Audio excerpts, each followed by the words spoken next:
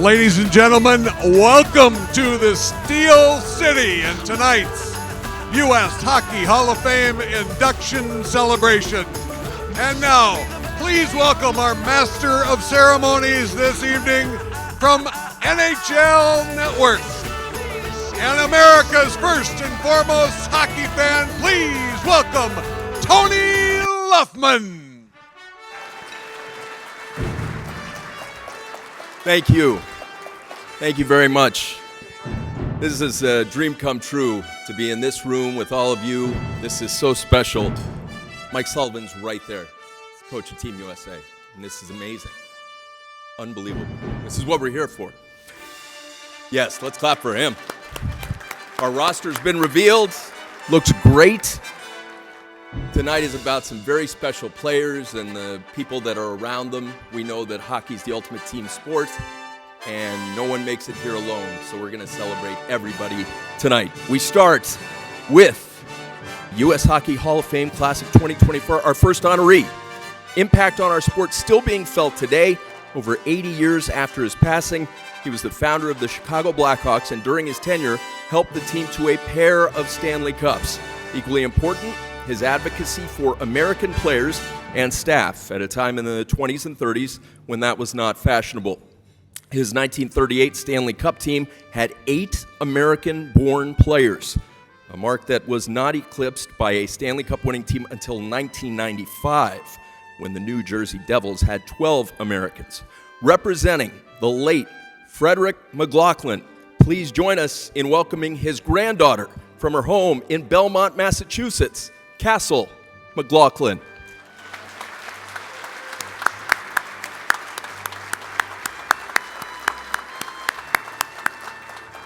Congratulations. It's amazing to consider that you can survive, let alone thrive, in playing more than 1,500 regular season NHL games and 132 playoff games. But that's just what our next honoree accomplished in his distinguished career.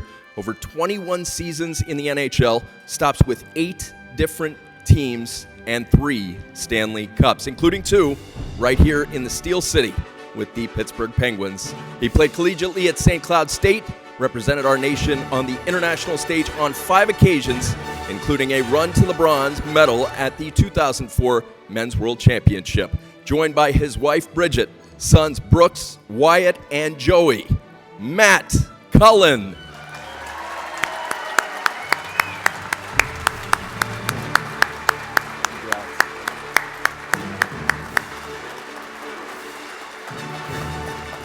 Congrats.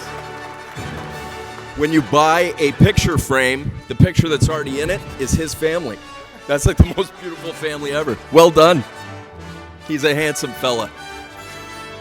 On NHL Network, Rupper and I, when we had him on to congratulate him, they put up his headshot from like way back in the day, Anaheim Mighty Ducks days, and it looked like he hadn't slept. So I said, what happened? Picture day, and Rupper said, oh, it's testing. You get going early. There you see Matt Cullen. Good sport and a great hockey player. Great teammate too. All our next inductee has ever done in her extraordinary career is win. During the 15 years she spent as part of the U.S. Women's National Team program, she led the U.S. to gold medals in the first 2 IIHF Under-18 Women's World Championships. 8 gold medals in the IIHF Women's World Championship, and as a 3-time Olympian, played a key role in helping Team USA earn the gold medal in the 2018 Winter Olympic Games, along with a pair of silver medals as well. She also propelled Wisconsin to the NCAA crown in 2011, and on the professional front, 2-time NWHL MVP, also led the Boston Pride to the inaugural Isabel Cup in 2016. From Dousman, Wisconsin, Brianna Decker, nearly a turnover, nearly.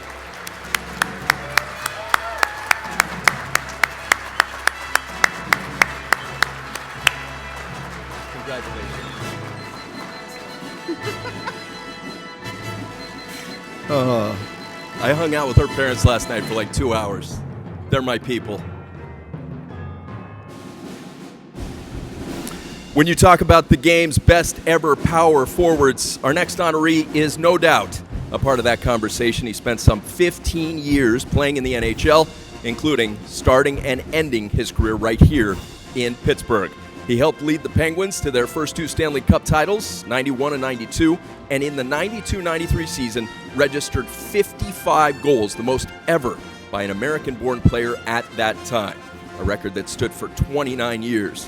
He played collegiately at Boston College, where he helped the Eagles to the NCAA tournament in each of his 4 seasons and represented the U.S. internationally 4 times, including as a member of the 1988 U.S. Olympic team.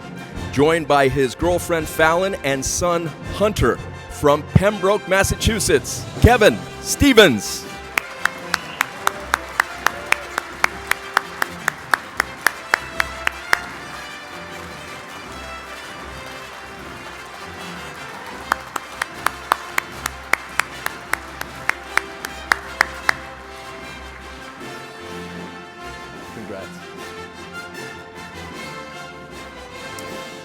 What the 2002 U.S. Paralympic Sled Hockey Team accomplished is its own miracle on ice story. Having only qualified for the 2002 Paralympic Games because our nation was hosting in Salt Lake City, the remarkable journey to gold, which included 2 wins over defending champion Norway and 1 over heavy favorite Canada, captured the imagination of our country and set the stage for the dominance the U.S. enjoys on the sled hockey stage today. Please join me in welcoming the players and staff from that team here with us tonight.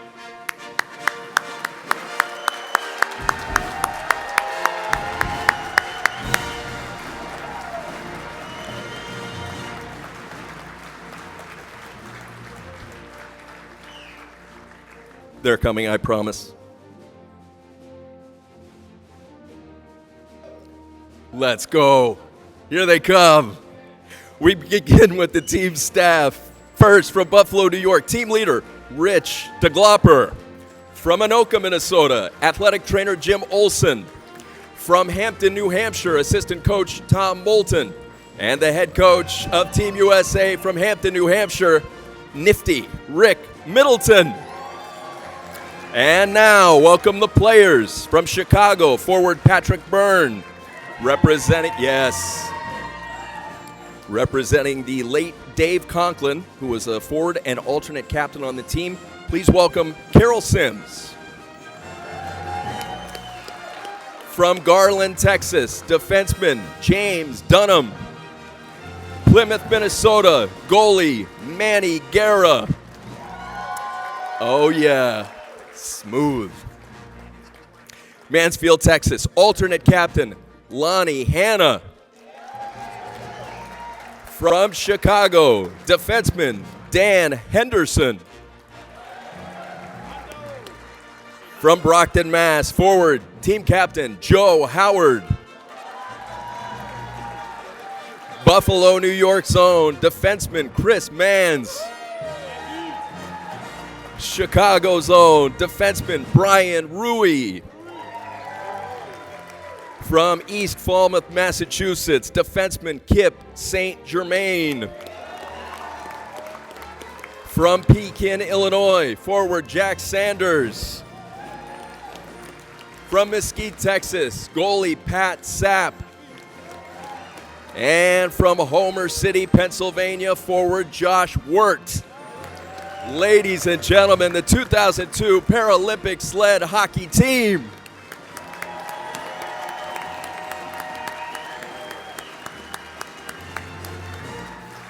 And we salute the entire U.S. Hockey Hall of Fame class of 2024.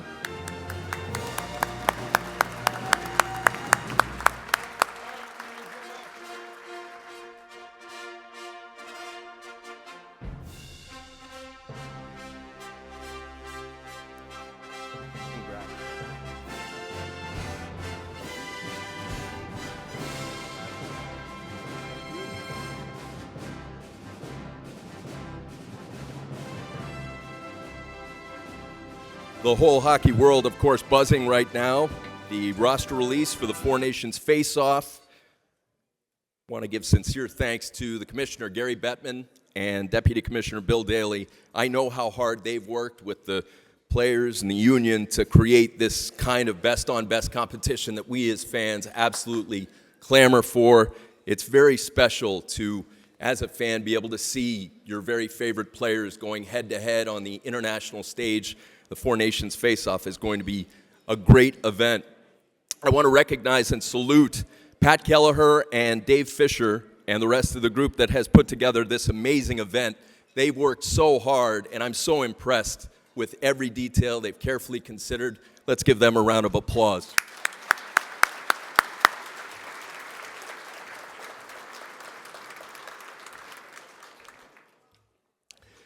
So, mentioned the rosters released. Bill Guerin, of course, the general manager.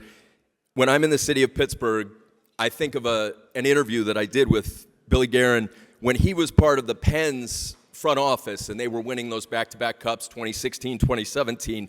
We had him on, and it was the pregame show, and just as a point of comparison, before Game 7, we had the GM, Ken Holland of the Edmonton Oilers. He came and he sat down, and we all know what a class act he is, and there's a lot of pressure in there, obviously. It's winner-take-all, Game 7, after being down 3-0 in the series. So he sits down, and he says a few words. Mike Johnson's next to me, and he says, "How you doing?" He goes, "Good, how you feeling?" And he said, "We'll see." Juxtapose that with Bill Guerin. He comes and sits down, and this is the pregame show. We're outdoors by the Le Magnifique statue. It's beautiful. And Billy Guerin sits down next to Mike Rupp, good friends. And Rupper, during the commercial, says to me, "Tone, we got together with our kids and we watched Star Wars." And I was like, "That's cool." And then Rupper starts doing lightsaber sounds. He's like, "Zzz, zzz, zzz." Bill Guerin jumps right back in and is like, "Yeah, that was so great." They're counting down in our ears. It's like 10, 9, 8. And Billy Guerin is doing the Chewbacca sound. And I'm like, this has never happened before. It was hysterical. Then, fortunately, they had a scenic where, the camera pans and it's beautiful Pittsburgh and the fans are so excited. And then they come to us on camera. I asked the first question of Billy G. I don't even remember what the question was, but what I do remember is he went from Chewbacca to sounding like the consummate front office pro that he is in like 5 seconds. It was like Ace Ventura when he was at the door with Courtney Cox. So Billy G., I don't know how we'll do in the Four Nations. I know we have the funniest GM for sure, without a doubt. All right, ladies and gentlemen, nights like this, not possible without the support of many partners. I'd like to ask you to join me in thanking the Pittsburgh Penguins, the National Hockey League, and the National Hockey League Players Association for their platinum level of support for tonight's event.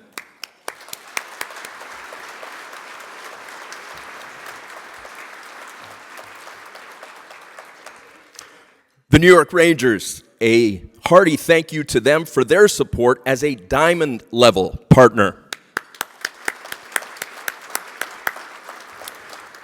We also extend a tip of the cap to the many other partners and also to all of you for coming out to celebrate our wonderful sport and those that are being rightfully honored here this evening.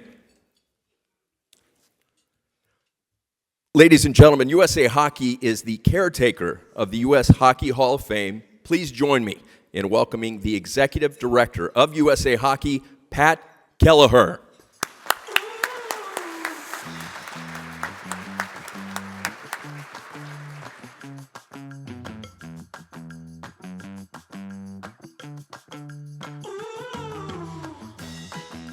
It's tight sledding through here. We're getting a lot of people. Good evening, everyone. It's great to be with you again, and thank you, Tony. It's great to have you here with us. Your passion for American hockey is off the charts. If anybody wants to talk USA Hockey, he might be the best person to talk about games. He was reliving some stuff with us last night in our walk back from that exciting Pittsburgh victory. So thank you for being here, Tony. We love to have you. We couldn't be more excited to be here in Pittsburgh for the formal enshrinement of our class of 2024 for the U.S. Hockey Hall of Fame. Special thank you to the Pittsburgh Penguins, not only for last night's victory, keeps everybody smiling here tonight, but their entire organization for your enthusiastic support of bringing this celebration here to the Steel City for the very first time. We're thrilled to be here, and thank you for welcoming all of us into your city. The Penguins have certainly enjoyed so much success on the ice over the course of their history here. And equally as impressive has been their dedication and commitment to help grow the game in Pittsburgh. There's so many young players that have come up through here that are making their marks in girls hockey, women's hockey, men's on our national team. So thank you to the Penguins for all that you've done. We really appreciate it.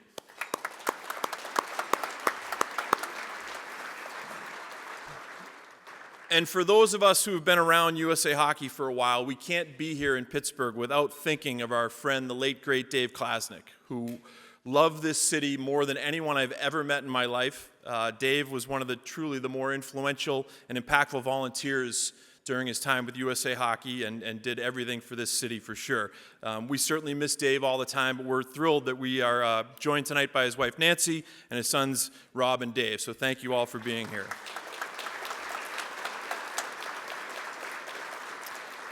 And as you're all aware, there's no higher honor in hockey in our country than enshrinement in the U.S. Hockey Hall of Fame.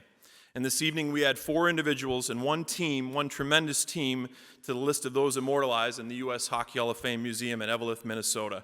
And I want to recognize our friends from Eveleth that are here that join us every year, so thank you for all you do up on Eveleth, and I know you got some shoveling to do when you get home.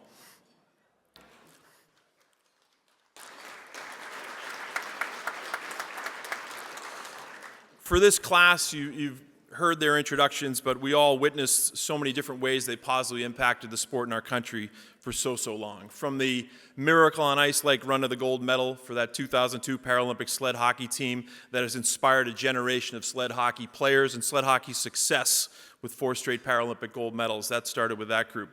To the tenacity, the talent, and the winning ways of our very own Brianna Decker. And from a player in Matt Cullen whose versatility, whose on-ice and off-ice impact was a dream of every coach to have a player like that. And then to one of the best power forwards our game has ever seen in Kevin Stevens. These players we watched were no doubt the best of their generation and left an extraordinary impact on American hockey.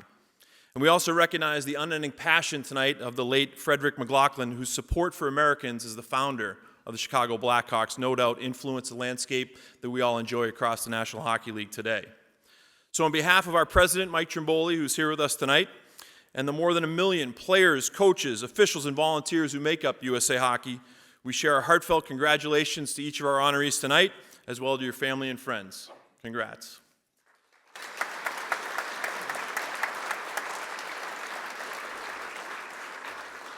This celebration also includes the presentation of the Lester Patrick Trophy, and to our recipient tonight, one of the game's most iconic voices and storytellers in Sam Rosen. Sam, we offer congratulations to you, and it's so nice to see your family and friends from the MSG Network here to celebrate with you. Congratulations, Sam.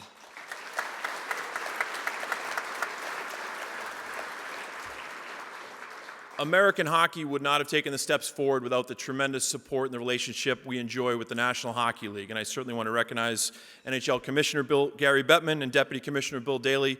Thank them both for all that they do for the game across our country and across the globe, and appreciate you being here with us tonight. Thank you, Gary and Bill. As you'll probably hear when Kevin's turn comes up here, we have a big group from our 1988 men's Olympic hockey team that are all here to support Kevin. So, gentlemen, thank you for being here. We're glad to have you with us.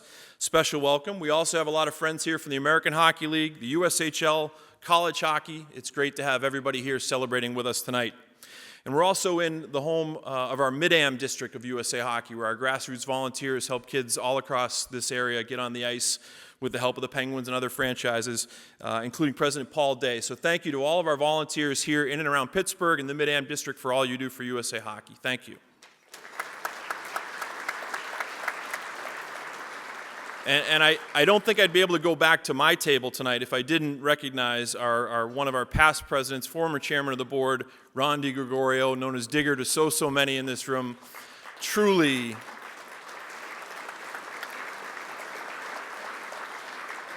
one of the architects of USA Hockey and all that we do from every aspect of the game. So Digger, always a pleasure to have you here celebrating with us. Finally, one last group to recognize tonight. We have a group of future stars, future leaders. There's some girls programs here from Pittsburgh. Is that correct, out here somewhere? Come on, let's hear it. Where are you? There they are back there.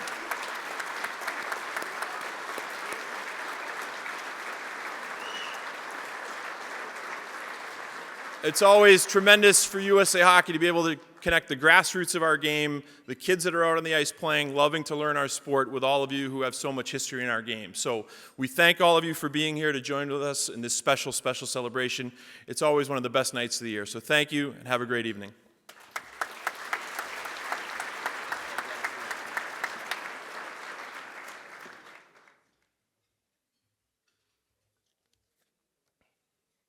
Ladies and gentlemen, the prestigious Lester Patrick Trophy is awarded each year by the NHL for outstanding service to hockey in the United States. Please turn your attention to the screens to learn more about the life of Lester Patrick. Lester Patrick was a hockey visionary who, along with his brother Frank, were responsible for many of the rules the league has lived by since the early 1900s. Changing on the fly, blue lines, penalty shots, and the numbered jersey were a few of the Patrick's innovations to the game on the ice. The Patrick brothers are credited with the creation of the playoff system, unheard of in pro sports at that time. Lester Patrick's pro hockey roots can be traced back to 1904, when he embarked on a playing career that would include winning 2 Stanley Cup titles before retiring from play in 1922. In 1926, Lester Patrick was lured to New York to become the first GM and coach of the New York Rangers. Under his tutelage, the Rangers established a winning way and captured 3 Stanley Cups. Lester Patrick stayed on with the Rangers organization until his passing in 1960, but the Patrick name and legacy lived on in his children and grandchildren, who have flourished in the NHL as players, coaches, and executives. The Patricks are considered hockey's royal family. In 1966, the New York Rangers began presenting the Lester Patrick Trophy annually. The award is given to deserving figures in hockey for their outstanding contributions to the sport in the United States. It's remarkable the way the game of hockey has been accepted into the hearts of the great American century. And I honestly believe that its possibilities have merely been scratched.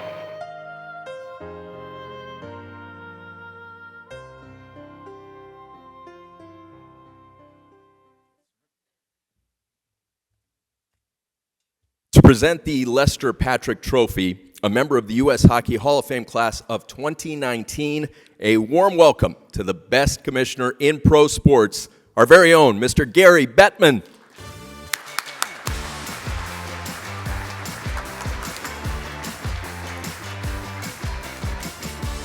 Good evening, everyone, and congratulations to the outstanding class that is being inducted into the U.S. Hockey Hall of Fame tonight.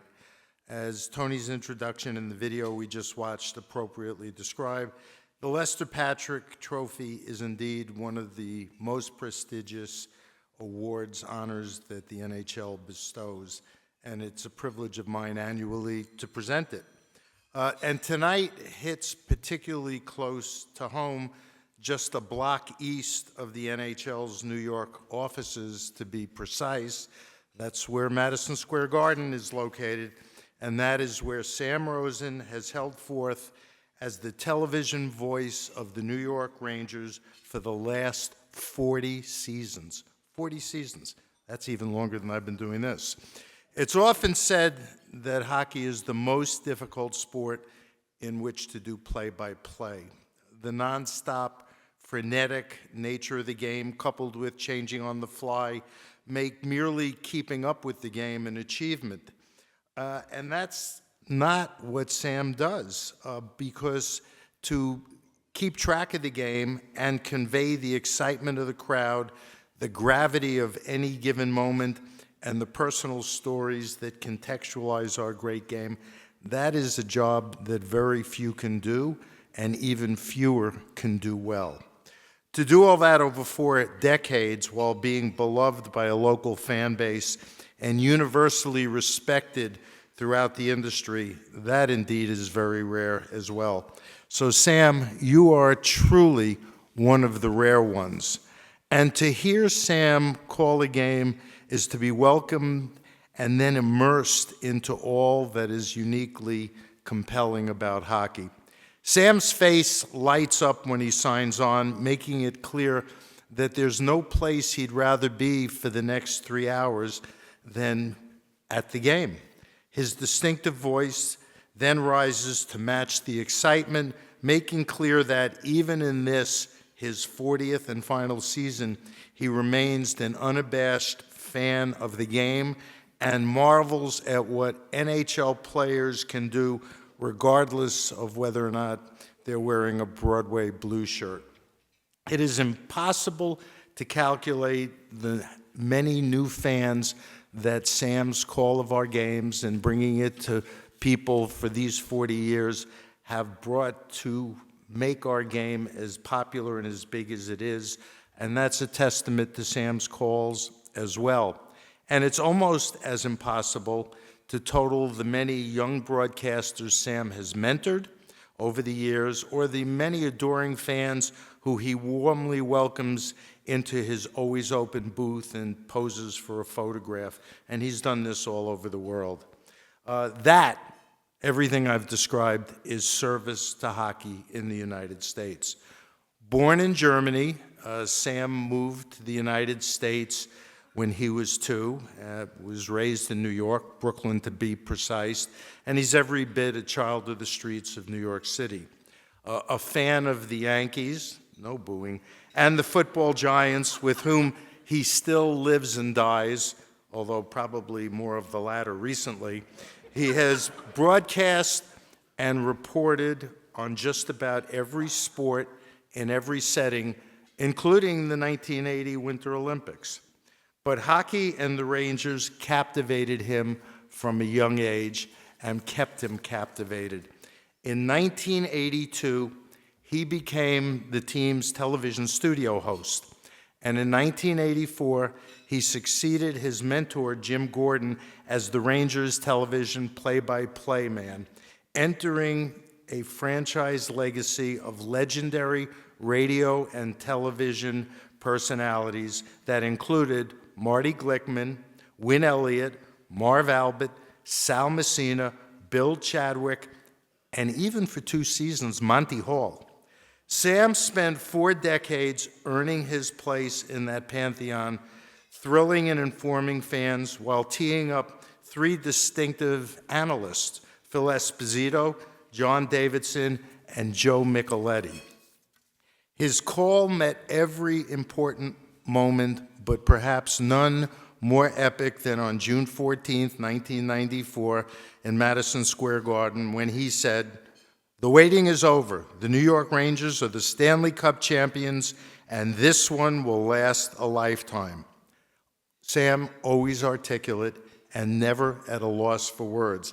That is, until I called Sam to tell him he was being selected for the Lester Patrick. The silence on the phone was so long that I actually thought we had been disconnected. Finally, Sam said, "I'm speechless," and that was probably a first for Sam. Tonight, Sam, we know you will be your usual articulate self as we celebrate your remarkable lifetime of dedication to craft and outstanding service to hockey in the United States. Please join me on stage to accept the 2024 Lester Patrick Trophy. I give you Sam Rosen.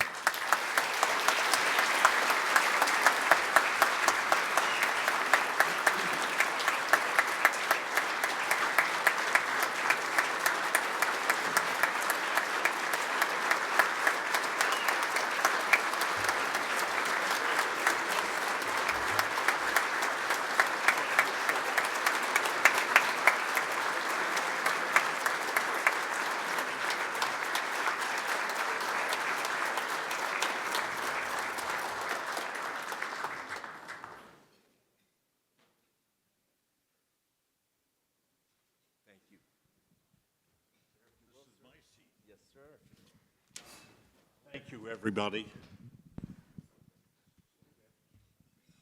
Thanks, everybody. That was so meaningful, so heartfelt, and the words of the commissioner just so moving for me.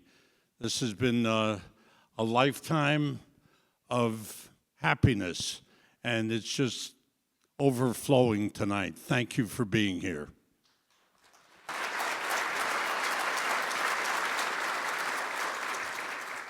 That standing ovation, richly deserved. Everyone in the industry knows what a class act you are, how you've been class throughout your entire career. How did your career get started, for those that aren't aware? All right, do we have a lot of time? We do. Okay. Take your time. It really starts in the college days when I worked at radio station WINS in New York as an all-news station, and the morning anchorman there was Jim Gordon. Jim turned out to be the TV play-by-play voice of the New York Rangers and preceded me, and as Commissioner Bettman mentioned, he was my mentor. Anything that I needed as far as direction was concerned, as far as critiques were concerned, he was there for me. And when I graduated college and my baseball career ended and I knew I wasn't going to take the next step up, the next best thing was to call games. I loved sports. And when the opportunity presented itself to be the voice of the New York Rangers, I made sure I knew about hockey. I worked my way through it with some help at the early days of ESPN. I have to thank the late Scotty Connell for hiring me at ESPN.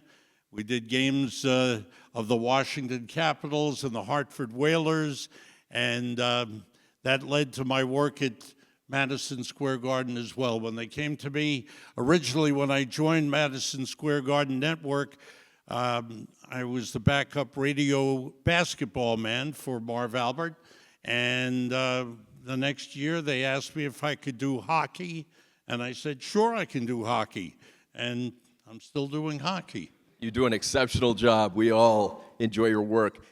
On a night like this, people think about the friends, the family, those that have supported them to get to a moment like this. Who comes to mind for you? It starts with the family, and my family is here tonight, with the exception of my brother who is battling Parkinson's, and my brother and sister-in-law couldn't be here, but my family, led by my wife Jill, my sons Garrett and Matthew are here, my grandsons Brendan and Michael are here. I've got nieces and nephews and my brother-in-law and sister-in-law. There are so many to thank, but as far as the career is concerned, I mentioned Scotty Connell hiring me at ESPN. I have to thank Joe Cohen for hiring me at Madison Square Garden. My Madison Square Garden family is here tonight. Joe Micheletti, my broadcast partner for 19 years, is here. My director, Larry Roth, is here. My producer, Chris Ebert, is here. And Paula McHale, who's our producer as well. We've been together for all those years at Madison Square Garden. They have to be thanked. Andrea Greenberg, the president of the network, is here, and have to thank her. But I want to especially thank two people. I would thank Phil Esposito, but I helped Phil get a good job. We worked together for 2 years, and Phil loved to joke around, had a great time, but I got him a job as the general manager of the New York Rangers. So he went on to bigger and better things. But then I worked 20 years with John Davidson, and John Davidson set the standards for all broadcasters in hockey. Anybody who did hockey, anybody who carried hockey on a network, hired John Davidson. He was the absolute standard in hockey broadcasting. My next partner was Joe Micheletti, who has gone beyond that. Joe has kept up the standard. Nobody makes it easier to work with than Joe. Joe knows the players, the coaches, the general managers, the owners. He invites them all to play golf, so they love him. But nobody is more prepared than Joe, and I thank Joe and John for making my job just the easiest thing you can do. All I have to do is show up in the booth, yell goal, and it's all good. Your humility is so special. We are so grateful for what you just said. In thinking about the course of your career, decades following American hockey, how would you characterize the difference between where Americans were in the sport back in the 80s versus where they are today?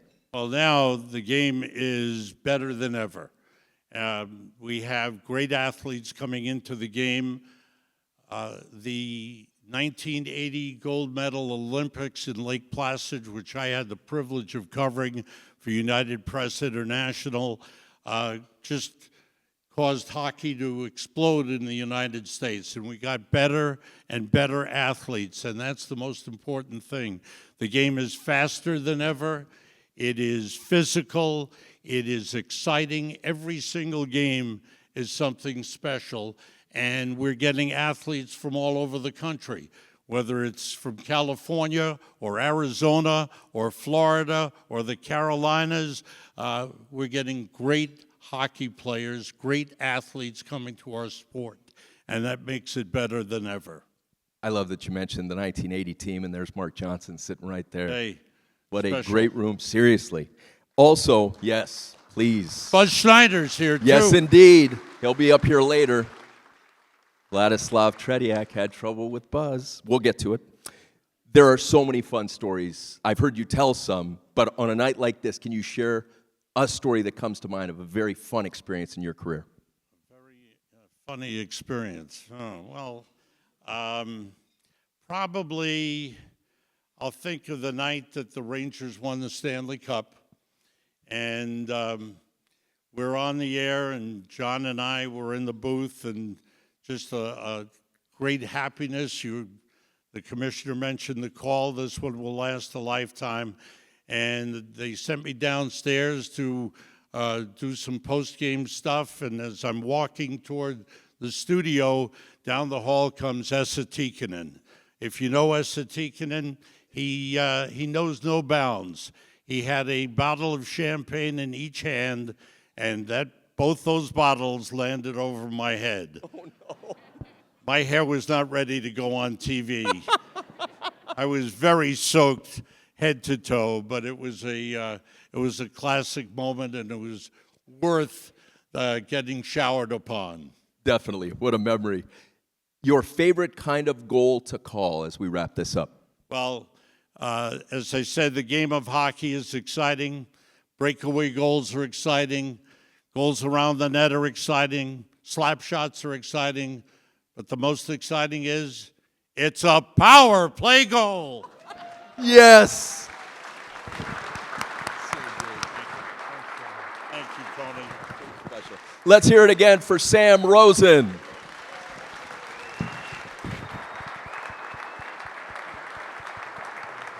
Thanks, Tony.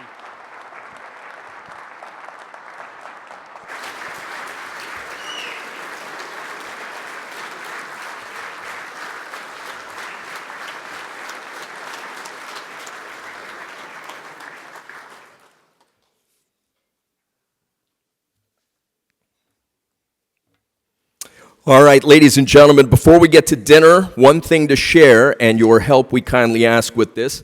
Hockey has come a long way in our great nation, as you're all aware, and we politely ask you to assist in keeping that momentum going through the support of the USA Hockey Foundation. Oops. You see these beautiful American Trapper hats around the room up on the screen. With a donation of $100 or more tonight, you can take one of these wonderful hats home with you. There's information at your tables, and the wonderful foundation staff, who you may have already met, will be out in the corridors on your way out this evening, where you can collect your Trapper hat. I said $100 or more. The emphasis here is on or more. I'm sure we can all do something, and let's all get in the action and help further a sport we are all most passionate about. And now, enjoy your dinner. We'll be back after the meal with the induction of the class of 2024. Thank you.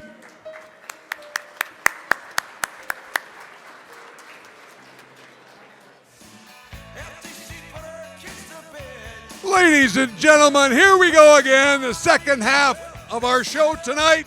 Please welcome back to the stage our Master of Ceremonies, Mr. Tony Luffman. Thank you. Thank you very much. We are going to get going with the rest of our program. I looked at Team Canada's roster during dinner. Very impressive. Sidney Crosby is here. How about a round of applause for their captain?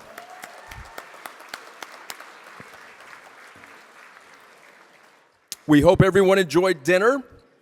Please join me in thanking the staff here at the Omni William Penn for taking such great care of us.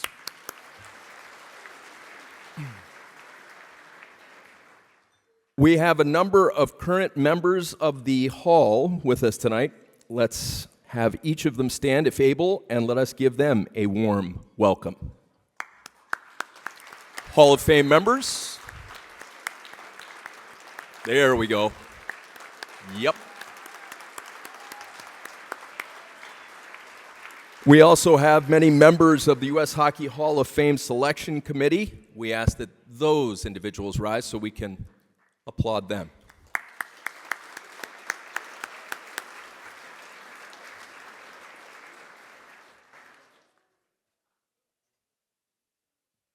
All right. Once this, yeah, we're good. Now I'm going to head down into the audience. First up, table 23, Tom Moulton, assistant coach for the 02 Paralympic gold medal winning hockey team.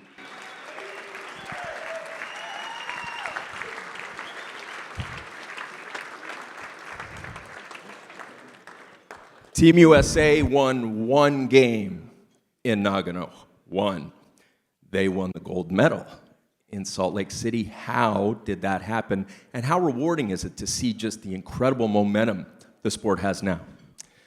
Well, it certainly, we didn't expect what happened.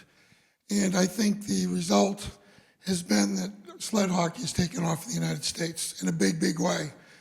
When we first had our selection camp, we had 35 people pay their own way to Buffalo in the whole United States. Now we have a whole slew of Little Leaguers through the whole country, and it's a great feeder system, and they own the sport now. It all started with us, which has been great. Never knew it was going to happen, though. Benefit of hindsight. It's been very rewarding for all of us. Also, a happy birthday to Rick Middleton today. Yes, thank you.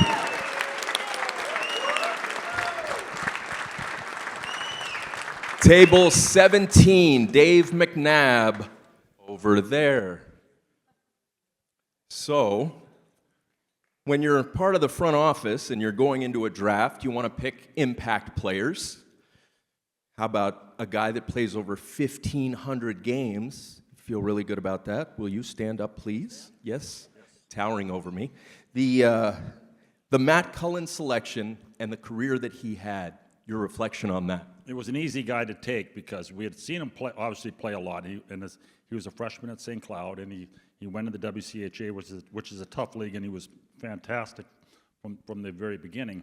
But I went down to St. Cloud to have dinner with him about 3 weeks before the draft, and we probably talked for 3 hours, a lot of which because I knew that if I don't get a chance to draft him, I may never get a chance to talk to him again, and he was so impressive. His character, his love of the game, his desire, it just dripped off of him. You knew that he was going to succeed. Now, you're not expecting 1,500 games out of anybody, but I think as everybody in this room that knows him, if you know Matt Cullen for 5 minutes, you'll love Matt Cullen. He's one of the great people to walk the face of the earth anyways, on or off the ice, and everywhere he's gone, he's been fantastic. So for me, I was in the game for 43 years, one of my great honors was to announce that the Mighty Ducks of Anaheim were drafting Matt Cullen. Let's hear it for Mr. McNabb. Beautifully said. Beautifully said. Table 13, Bill Douglas. There we go. Mr. Douglas, NHL.com writer, member of the selection committee. The impact of Frederic McLaughlin all these decades later, how do you characterize it? I'd say foresight. One of the things that McLaughlin did was, one, when he got the Blackhawks, it became the love of his life. You know, he was a coffee guy. I mean, he was the head of Starbucks, and he made his money in coffee, got into hockey, and moved the Blackhawks out of their old arena, moved them in the Chicago Stadium, a bigger arena, more seats, more fans, drew more attention to the team, grew hockey in the Midwest, but he grew hockey beyond the Midwest by donating equipment, jerseys to schools. I mean, he did early on what the USA Hockey mission is, to grow the game. And that helped the game spread to the Midwest, through the country. I would say he was somebody who was uniquely American. He had a desire to have as many Americans on his team as possible. He dreamed of having an all-American team. Never came to fruition, but he gave it a good shot. And, you could say that could be the forerunner of the National Team Development Program. Let's hear it for Mr. Douglas. Beautifully put. Wow.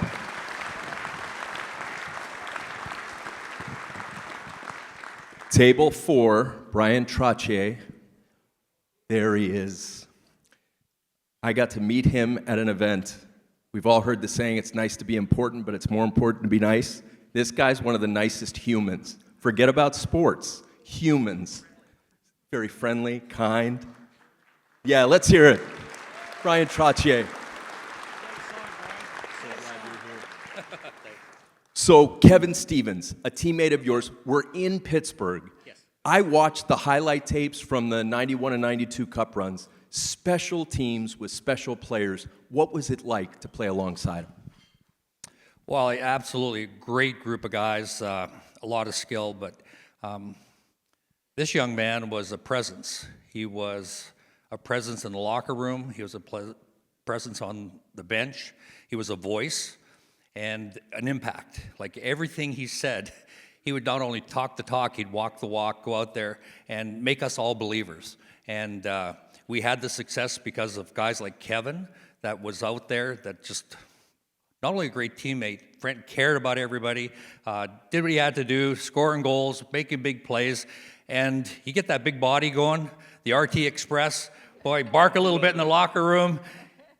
Coach Bob Johnson, get him roar when we're doing the stretch in the morning. Like he was just probably the most likable, lovable, popular impact player we had on our Penguin team. Let's hear it for both of them. Wonderful. Thank you. On the topic of winning, I got to hang out with Brianna Decker's parents last night for hours. We just talked and talked.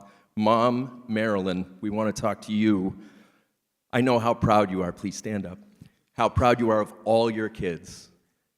Please tell us what it's like to see them blossom through sports, and in particular, what she's been able to do to earn tonight's honor. I'm a little nervous here. So actually, every athlete, young athlete's dream is to be a professional athlete or play at Olympic stage or national team, wherever they can go. And Brianna, she's always been extremely competitive, both mentally and physically, and her brothers definitely contributed to that. And she also played boys multiple sports through 8th grade. But I think when she was 14 and she made that 19 team at Shattuck St. Mary's and she excelled, is when John and I realized she really had a shot at that national team, and then later to become an Olympian. So yes, we are proud of Brianna and all of our children. I got that. That came across loud and clear last night. Let's hear it. Hockey families, we know no one makes it alone.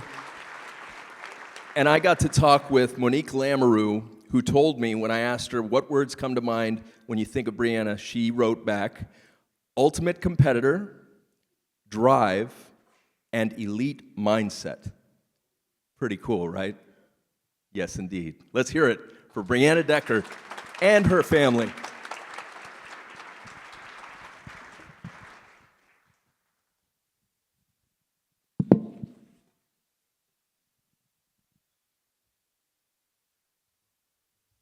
Okay.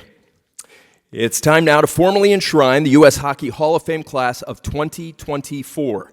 We're pleased to have one current member of the Hall welcome each member of the class of 2024 tonight. To do the honors for Frederic McLaughlin, someone who grew up in the Chicago area, benefited from the foundation set by Mr. McLaughlin, and went on to a Hall of Fame career of his own, class of 2012. Eddie Olczyk. Come on up.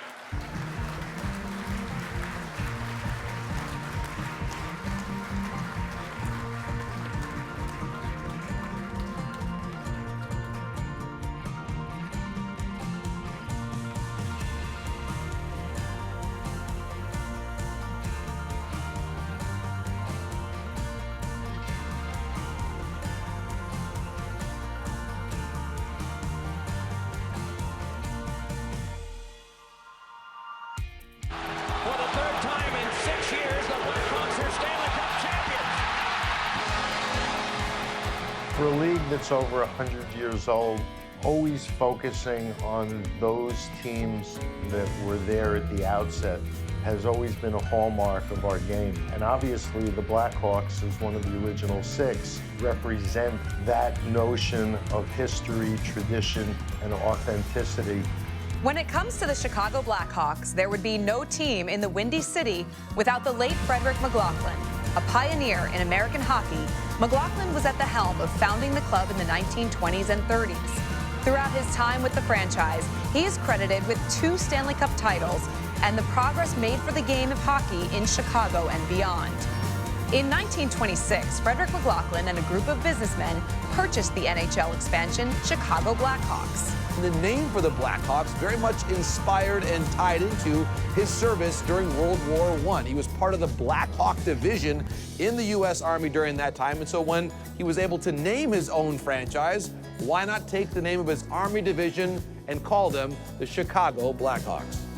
A strong-willed owner and president, McLaughlin was determined for the team to succeed financially through its first few years of ownership, going head-to-head against rival teams and league heavyweights in his goal to bring elite, high-level hockey to the Midwest. It's very important to see hockey growing in the Midwest, and you can say for the first several decades of the NHL, Frederic McLaughlin is one of the most important people in the growth of the game in the Midwest of the United States during those decades. Known for his eye for talent, McLaughlin was heavily involved with team operations and player decisions, ultimately leading the team to its first Stanley Cup championship in 1934, just 8 years after the team was founded. As a champion for American players, which at the time was not the prevailing way forward, 4 years later, the Blackhawks hoisted their second cup in 1938 with a team made up of the largest number of Americans of any NHL team at that time. He was very proud that during the 1930s, one of his Stanley Cup winning teams had 8 American players on it. It took 57 years until the '95 New Jersey Devils were able to equal that amount of Americans on a Stanley Cup winning team. It's not surprising that McLaughlin would do that because having recently served in the Army in World War I, he was very focused on young American men and what their role was, not just in the Army, but in sports. Frederic McLaughlin retired as president of the Blackhawks in 1939, but remained with the organization until the time of his passing in 1944. He was inducted into the Hockey Hall of Fame in 1963, reflecting his broad and important impact on the game. Frederic McLaughlin laid the foundation for the success of the Blackhawks, both on and off the ice. The Stanley Cups, he was there for the most recent Stanley Cups, but most importantly, the following and fan base that was built by this storied franchise. It all started with Frederic McLaughlin. And now, joining the list of immortals who have left an indelible mark on the game of hockey in the United States, please welcome the late Frederic McLaughlin to the United States Hockey Hall of Fame. Representing Frederic tonight on behalf of the family is his granddaughter, Castle McLaughlin.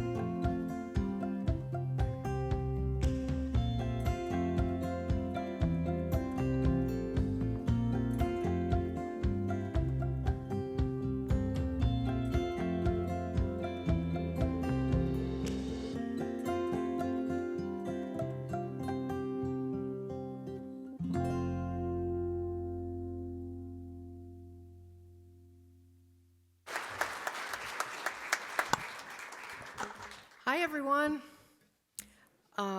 Really honored to be here tonight to represent the descendants of my grandfather, Frederic McLaughlin, namely myself and my 4 cousins.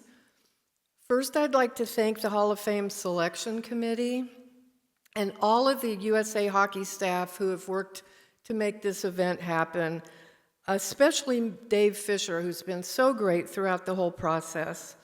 Thank you to the Penguins organization for hosting us at the game last night, and to all the wonderful people I have met in the hockey community in the last few days and the last few months.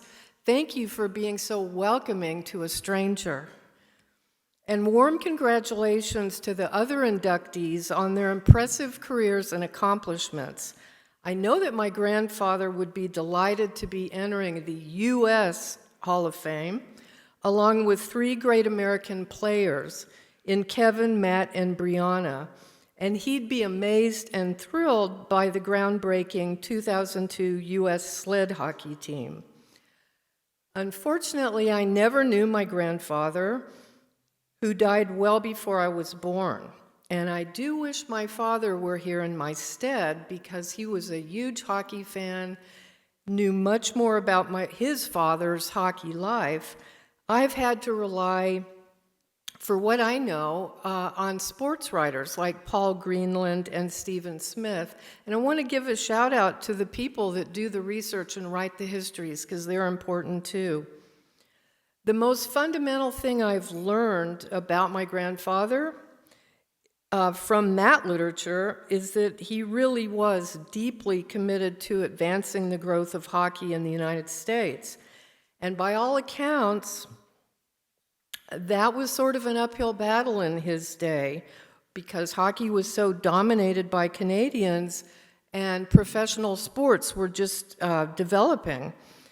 Now that American hockey is thriving, it's really hard to believe that he was considered and publicly called a kook and a nut for insisting that American-born players could succeed in the NHL if they were athletic and had training. It turns out that he wasn't a nut, he was just ahead of his time. So in 2026, it will have been 100 years since my grandfather and a few of his friends purchased the Portland Rosebuds, renamed them the Blackhawks, and introduced professional ice hockey in Chicago. Fortunately, my grandfather wrote one article about that experience published in 1936.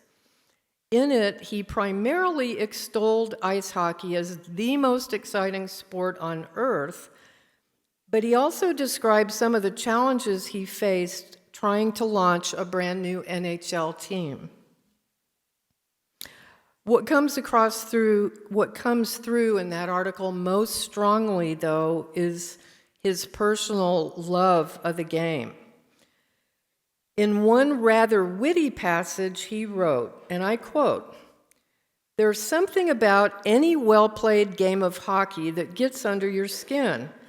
Whether you are seeing your first contest or were teased on an old puck, as Canadian infants are reputed to be." End quote. He was known for his dry sense of humor. I'd also like to mention a couple of the challenges he faced, because they really illustrate, how much hockey has changed, although we've heard a little of this history. In 1926, indoor hockey rinks with artificial ice were a novelty in the United States. So when he and his friends bought the franchise, they had to source and purchase all the equipment, including the machinery for making artificial ice, and then they had to have somewhere to put it. So they did build a rink in the Chicago Coliseum, but apparently that venue wasn't ideal. So then my grandfather had to lobby the city to build a larger and more modern facility and pledge to help pay for that. Then, after the massive Chicago stadium was built, conflict with the owner of a rival team initially limited the Blackhawks' ice time in the new building. My grandfather wrote that the greatest challenge was recruiting players, because most of the best prospects were, in fact, young Canadians. No videos back then, so extensive travel was required just to reach them, and they seldom lived up to their billing. So this is why he also cultivated training opportunities for students and other young American players. Another big obstacle, hard to imagine now, was that since the American public was unfamiliar with ice hockey, for the most part, at first they had to do a great deal of promotion to fill seats. And then the Great Depression hit. After steadily losing money for the first 2 years, his partners grew discouraged and dropped out. In response, my grandfather wrote, quote, "Being Irish, I was just beginning to enjoy the scrap at that moment. The only way to continue seemed to be to put more money into it, which I did. Ever since, I've been the principal owner as well as president of the club. Many times I have wished I had given up and let the franchise fall into other hands. A great many more times I have been jubilant at owning it." So he persevered, and the Blackhawks won their first 2 Stanley Cups in 1934 and 1938. And as we've heard, the 1938 team had 8 American-born players on the roster, a record for a championship team that stood for more than half a century. My grandfather owned the team until his death in 1944, and I think it's safe to say that apart from my grandmother, hockey became the greatest passion of his life. On behalf of my family, thank you for recognizing his contributions to a sport that meant so much to him.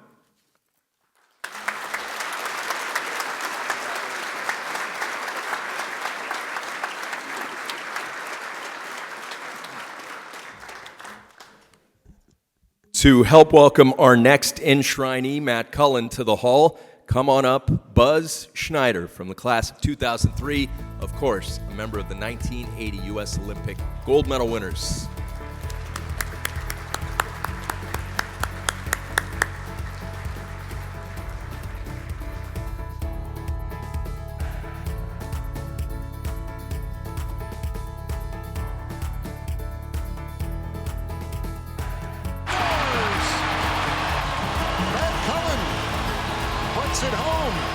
Unbelievable teammate, so professional. I think it's not a secret that, he played a long time and was productive all the way through that. I think he's the epitome of what you want a young hockey player to be. Here's Matt Cullen up the wing. Cullen scores! One of only 2 American-born players to ever compete in 1,500 or more regular season NHL games, Matt Cullen's hockey journey began as a young kid in Minnesota. Got it right in front, redirection, score! Matt Cullen! After leading Moorhead High School to 3 straight state tournament appearances, he burst onto the scene at St. Cloud State University, where he played 2 seasons and tallied 86 points in 75 games for the Huskies.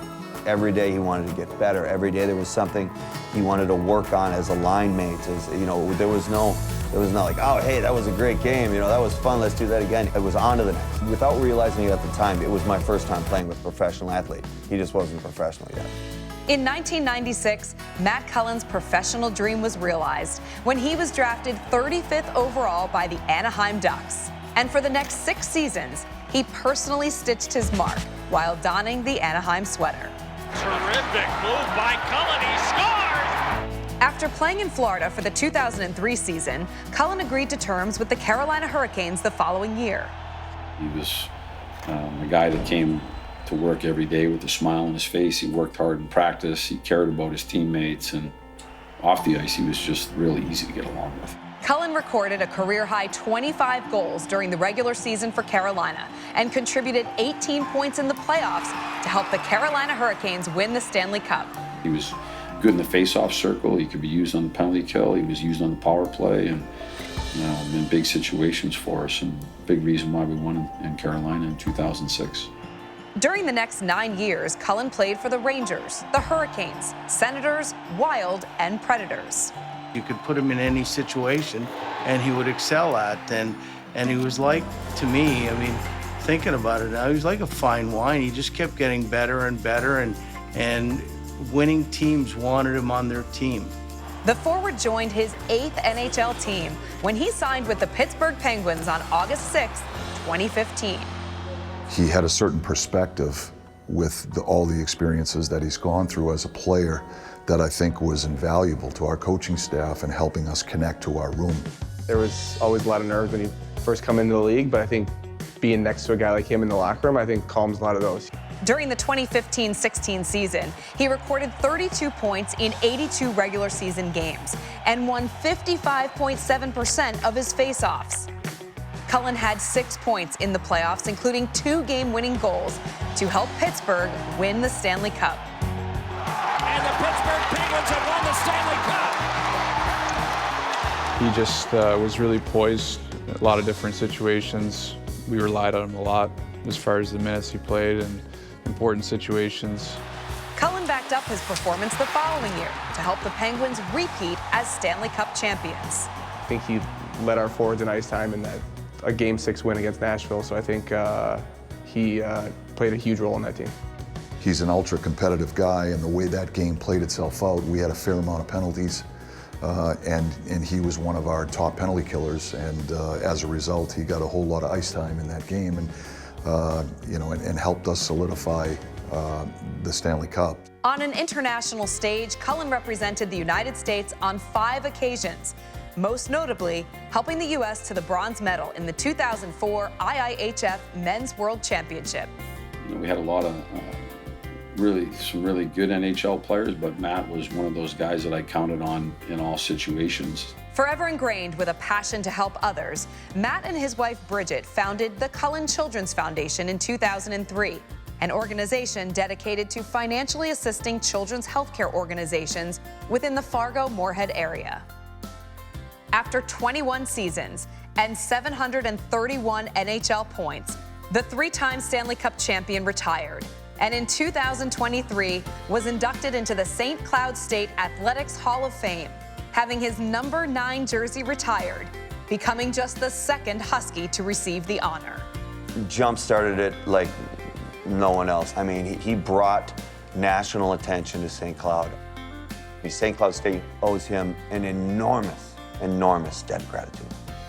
And now, joining the list of immortals who have left an indelible mark on the game of hockey in the United States, please welcome Matt Cullen to the United States Hockey Hall of Fame.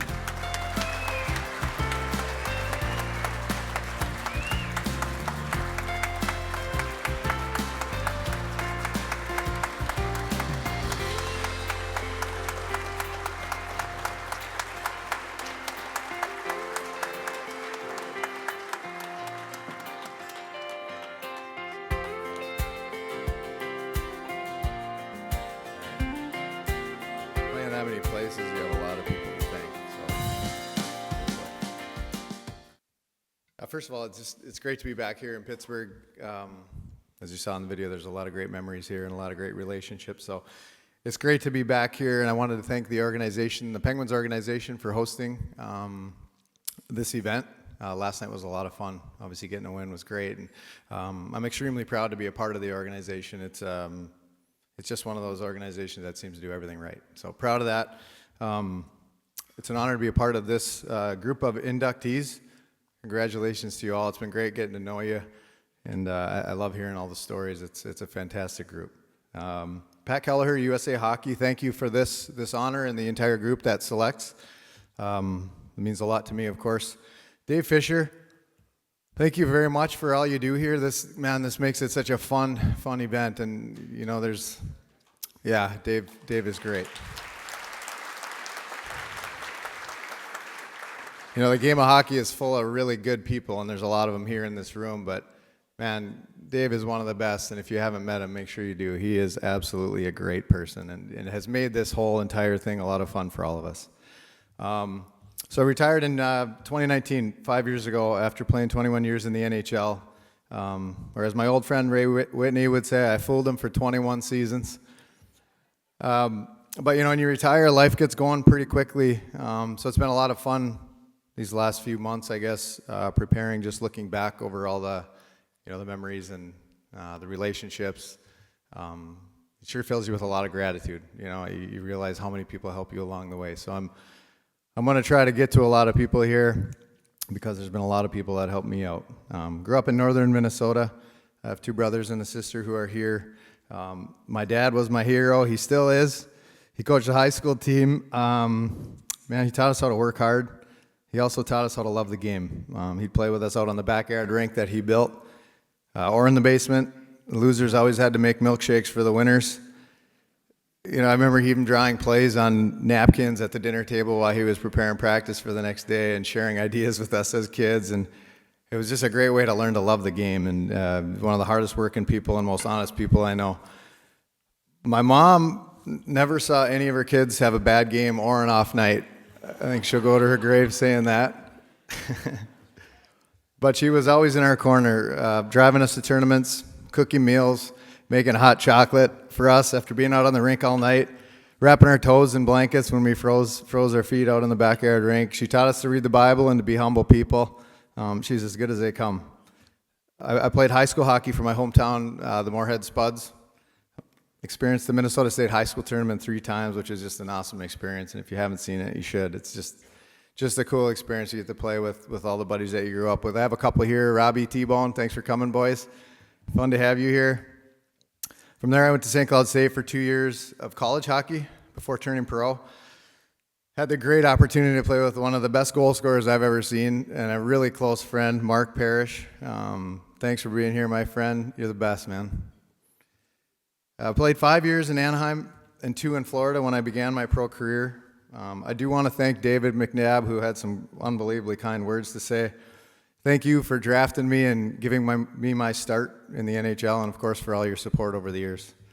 I want to acknowledge just quickly my roommate of 5 years on the road. I was 2 years out of high school, and I was put with Paul Correa. I don't know if you had anything to do with that, David, or not, but what a mentor he was for me, just a guy that took the game so seriously and did everything right. And I look back and think that had a lot to do with me being able to have the career I did. Having Paul as a friend and a mentor. Couldn't be here, but very thankful for everything he did for me. I did have the great honor of wearing the USA jersey in 4 World Championships. In 2004, I had the first opportunity to play for Peter Laviolette in Prague, and it was in the video, but it was a really cool opportunity, and Lavi was just a fantastic coach, and kind of springboarded my career. That led me to sign in Carolina, where Jim Rutherford was the GM.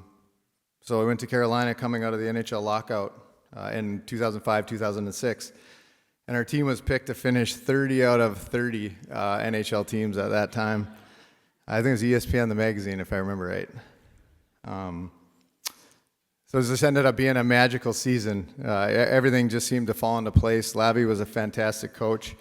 We ended up winning the Stanley Cup in Game 7 at home, which was just the most surreal experience. We had Roddy Brindamore as our captain, one of the best leaders I ever played for. We had just an awesome group of teammates there in Carolina over my time. I ended up playing a total of 4 years there. Some unbelievable people, and it was probably the most competitive group of people. Brett Hedekin, Corey Stillman, Ray Whitney, Doug Waite, Mark Recchi, Cam Ward, Justin Williams, and the one and only, one of my best friends, Scotty Walker. Then Eric Stahl was a young star on that team. I think he had 100 points, if I remember right. Just a shade over my total, I think. But I've always admired the way you lived your life, Staller. You just, as a young guy, you were sure of yourself and knew what was right, knew what was wrong, and I really appreciate your friendship and appreciate being here. Then I just want to thank Chuck Fletcher, actually, brought me to Minnesota, so I had the chance to kind of, after that, live out my childhood dream of playing at home in Minnesota. I grew up watching the North Stars. Mario, you broke my heart there. We all know what goal we're talking about. Kevin Stevens had 17 goals in that playoffs. Crazy. But my boys were 5 and 3 and 1. Life had sort of come full circle, so it was so cool. I got my turn to build a backyard rink, hang the lights, skate with the boys out at night under the stars. Man, there was just nothing better. We had so much fun. It was just a great experience, so I'm so appreciative of that. Made some great friends there. Danny Heatley, Devin Setaguchi, Zach Parisi, and Ryan Suter. Just some really great experiences being home playing. Went on after that to Nashville for a couple years. Met some great people. David Poyle was the general manager, just a great human. Mike Fisher become one of my closest friends. Mark and Ivy are good friends, are here. Thank you guys for being here. But Fish is just an unbelievable competitor, but just an unbelievable human, a strong Christian guy, someone I truly admire as a person. Because he's probably sliding down the list a little bit because he's not here. He couldn't be here, so we'll bump him down a little bit. But after 2 years in Nashville, I was thinking very seriously about retiring, and later in the summer, Jim Rutherford called and asked if I would come to Pittsburgh, and it's hard to say no to Jim. And thank God I did. Over my career, I was fortunate enough to win 3 Stanley Cups. All 3 were with Jim as the GM. No one has had a bigger impact on my career, and Jim, I just want to thank you for everything you've done for me. I know I wouldn't be standing here if it wasn't for you. I appreciate your loyalty and friendship. Learned a lot from you. Bridge and I think the world of you and Leslie. So we won back-to-back cups here in 2016 and 17. My boys went to school at the Penguins Training Center, along with my teammate Trevor Daly's boy. So we had a full class of 4. So they got to skate each day with the great Ty Hennis. Man, they were lucky. And our team chefs, Jeff and Bob, made them lunch every day. Just had the life. There were some fun years. Oh, man. I did get the chance to play for the best coach I think I've ever played for, in Mike Sullivan. Absolutely love the way he sees and teaches the game. Just an extraordinary coach. I still remember the day you became my boys' favorite coach, actually, when you kicked Oli Mata off the ice so they could get out and play after practice.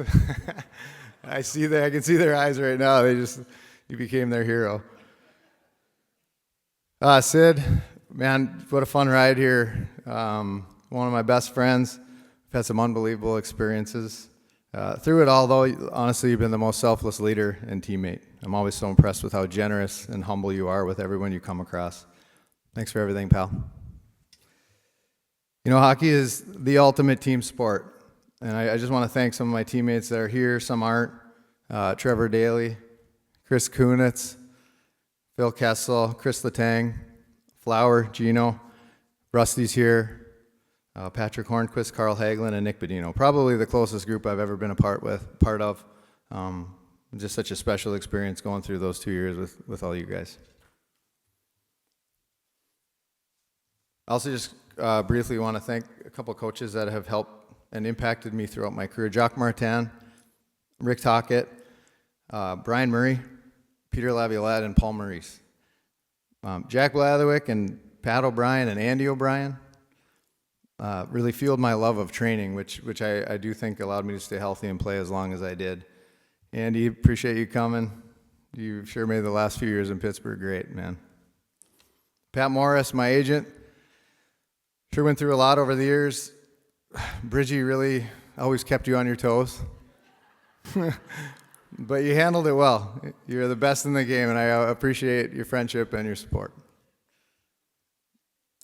Bridgie and I started a children's foundation at home, as you saw in the video, in 2003, and it's something that means a lot to us. And I just want to thank our board, a few of which are here today, Michelle and Julie. Thank you for all your work over the years. It's some meaningful stuff for us. Most importantly, just want to thank family, Mom and Dad, for all your sacrifices and never-ending support and love.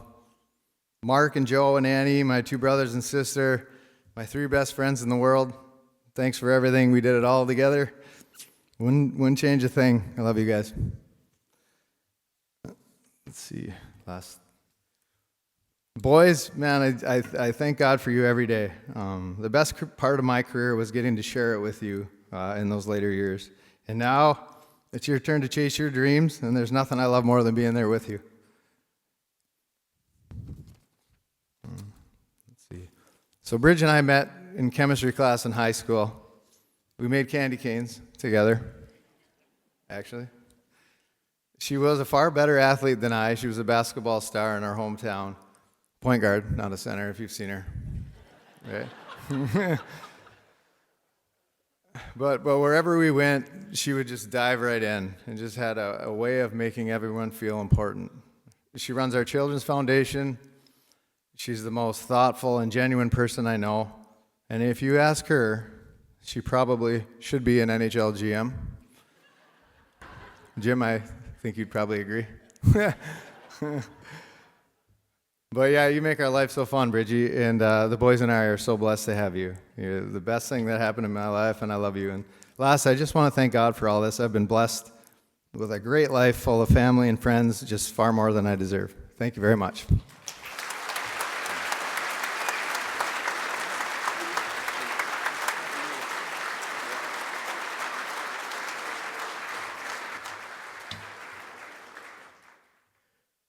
Time to bring up the current head coach of the #1 ranked University of Wisconsin women's hockey team, Mark Johnson. Also a gold medal winner in 1980, as we all know. He is up here to help enshrine Brianna Decker to the Hall.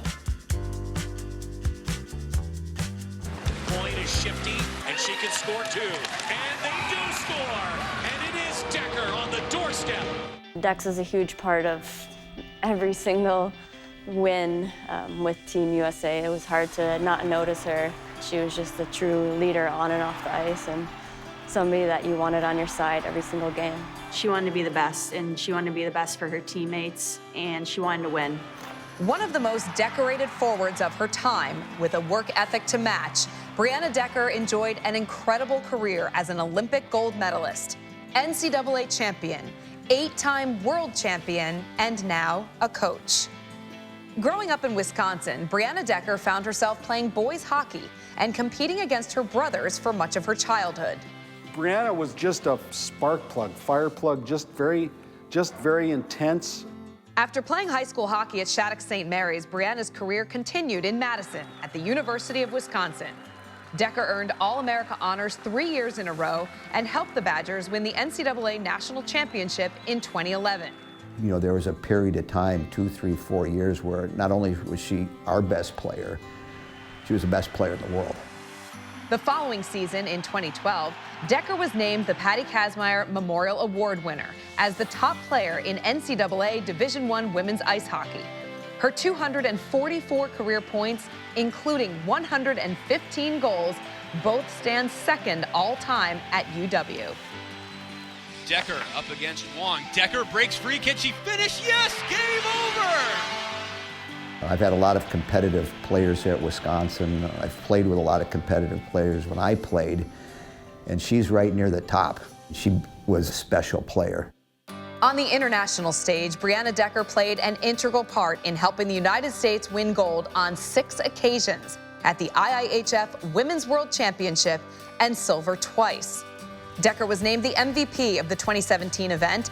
When I was teammates with Dex on the ice, I would find myself watching her play because she is one of the best to ever do it. She's a true competitor, and it's unlike any other teammates that I've ever had. A 3-time Olympian, Decker was an instrumental figure, leading the United States to a gold medal at the 2018 Games in Pyeongchang. Dex meant so much to that 2018 gold medal winning Olympic team. She was an incredible leader, and I think it's how she showed up every single day, not only to games, but to practices. She's definitely set a culture and a standard within the U.S. Women's National Team program that hopefully will stick around for a lot of years. A career spanning 15 years with the U.S. Women's National Team program, she played in 147 games and tallied 170 career points, including 81 goals and 89 assists. Americans are all over them, and Brianna Decker makes it 5-2. Decker also played professionally in the CWHL, NWHL, and PWHPA between 2014 and 2021. She is a 2-time NWHL Most Valuable Player with the Boston Pride and helped the team win the league's inaugural Isabel Cup in 2015-16. Towards the end of her playing career, Decker embarked on a new role in the game, this time as a coach. serving as an assistant coach for the U.S. Under-18 Women's National Team for the IIHF Under-18 Women's World Championship on 4 occasions, winning a bronze, silver, and 2 golds, including 2020 and 2024. Decker now serves as the associate head coach at Shattuck St. Mary's. It's awesome that she went back to Shattuck to coach. I think anybody there is really lucky to know that, there's an expert in the field coaching young girls. It's a great opportunity for them, and I'm really proud of her. Off the ice, she launched the Brianna Decker Endowment for Girls Hockey within the USA Hockey Foundation in 2019 to provide grants nationally focused on increasing girls' participation at the 8 and under and 10 and under levels of the game. With a full circle career, Brianna Decker's impact on the game of hockey will continue to transcend generations as she positively influences the next wave of athletes on the ice. Brianna just has a strength of character. It's kind of part of who she is, just a driven individual. And now, joining the list of immortals who have left an indelible mark on the game of hockey in the United States, please welcome Brianna Decker to the United States Hockey Hall of Fame.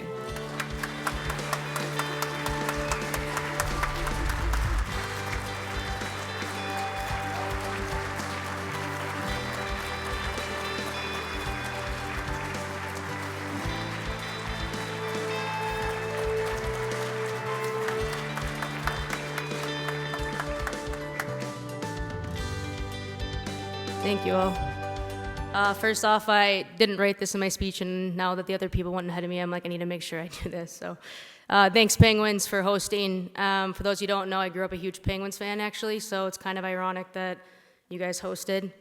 I invited Yager here tonight, but he didn't seem to show up, so I don't know. He was like my favorite player growing up, though. But first off, congratulations to the other inductees as well.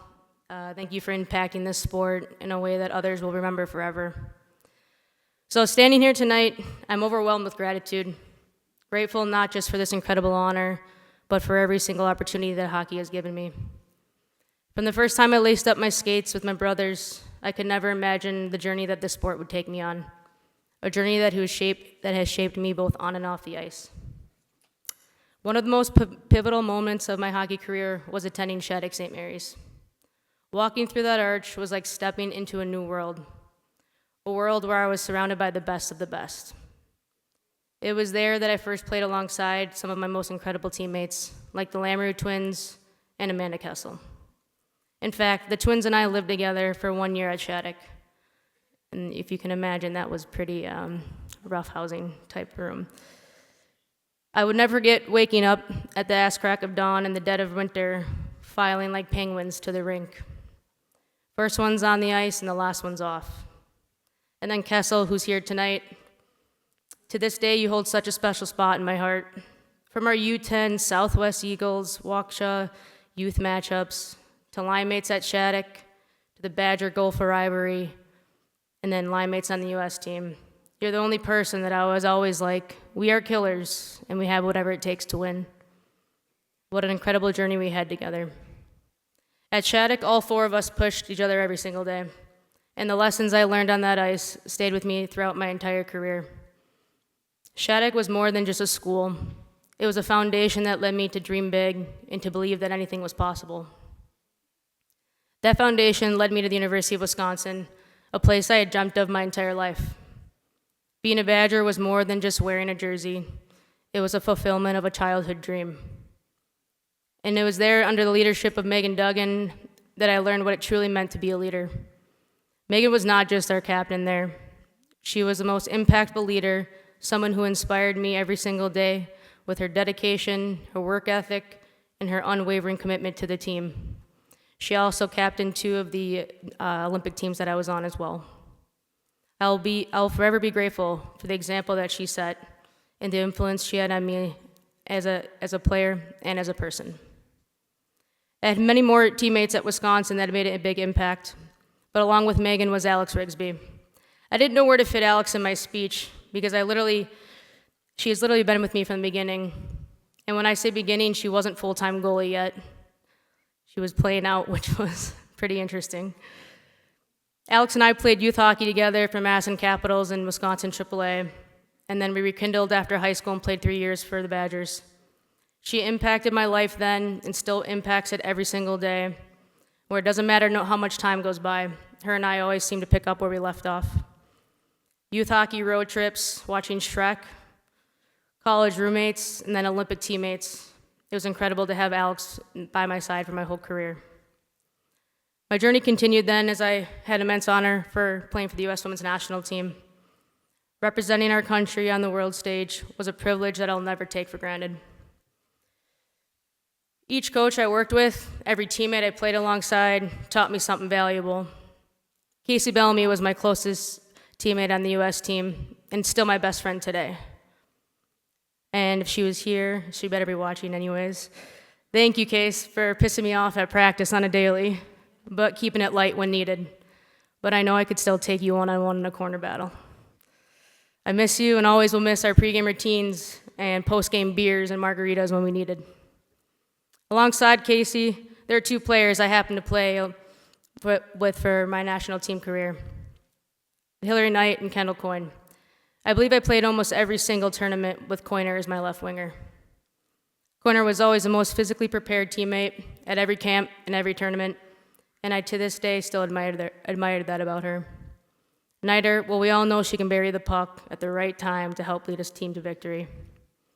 I was always grateful she was on our team, not the others. Both these women, though I wasn't always the closest of friends with, it never seemed to change the chemistry we had on the ice. We seemed to get the job done more than once and had fun doing so. I learned that you don't need to be best friends with all your teammates, but you need to go to battle as if they're more than your best friend. You need to go battle as if they're family to get the result you want. As I became a veteran player on the national team, I tried to take the younger kids under my wing, just as Chu, Duggan, and Bellamy did to me.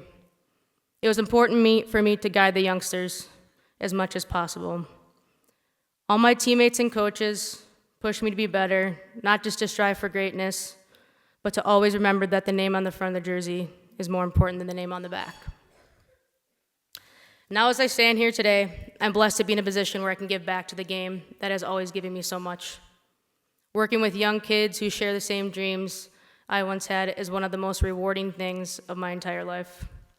I hope to inspire them the way the coaches and teammates inspired me, and to show them that hard work, dedication, and passion, they can achieve anything they set their minds to. I would be remiss if I didn't take a moment to thank the incredible coaches I had along the way. Each of you has played a crucial role in my development, and I'm forever grateful for your guidance, support, and wisdom you've imparted to me. First off, I would like to personally thank Mark Johnson and the rest of the UW staff. One of my favorite stories I always like to share about Coach Johnson is the first time we had video on a Monday after a tough loss against Minnesota Duluth. First off, we never had video on Mondays to recap a weekend. And secondly, we didn't play very well. Well, Coach gets up in front of the room and goes, "Well, ladies, in today's video session, it's like a movie. Some of you will be the background, and some of you will be the movie stars. And today, ladies, you don't want to be the movie stars." Sure enough, Duggan, Knight, and I were the movie stars that day, and not a highlight reel. But I always appreciated his teaching approach to the game and his calmness that rubbed off on us players. So thanks, Coach. And then Coach Stafford, obviously you're at my table for a big reason. You're a second dad to me. Nothing has been more special than being able to come back and coach with you at Shattuck. I know I can go to you about anything and everything, and not many coaches make an impact on a player, let alone a person like the impact you've had on me. From the moments you gritted your teeth when we'd throw away the puck, to the unforgettable moments of winning my first championships, you're a rare, wise soul, and I'm so blessed to be around you every day. So thanks for coming. And then finally, to my family, my parents, John and Marilyn, who have been my biggest supporters in hockey from day one. And then my brothers, two who are here today, Brian and Ben, and my sister-in-laws, Emily, Lucy, and of course, my little niece, Letty. I know I've helped give you the opportunity to travel to some incredible places, and I would only see you about one day on a 10-day trip, but it was seeing you guys after winning a gold medal that made me so grateful. So thank you for allowing me to focus on the tournament and the team, and honestly staying out of my way. but also being my rock and my support system and my biggest fans. I wouldn't be here without you guys and your love and encouragement. Hockey's given me more than I could ever ask for, and I'm so grateful for every single moment that I had. Thank you from the bottom of my heart for this incredible honor. Thank you, USA Hockey, for all that you've done for me, and I'll cherish this forever. I also want to add one more thing. Obviously, starting my endowment fund a couple years ago, or a few years ago now, I lose track of time, was a huge moment for me. And so I want to thank everyone who's supported that along the way. And if you've donated tonight, thank you for that as well. But those gifts truly mean a lot to me in growing our sport, so thank you so much for that. Thank you, guys.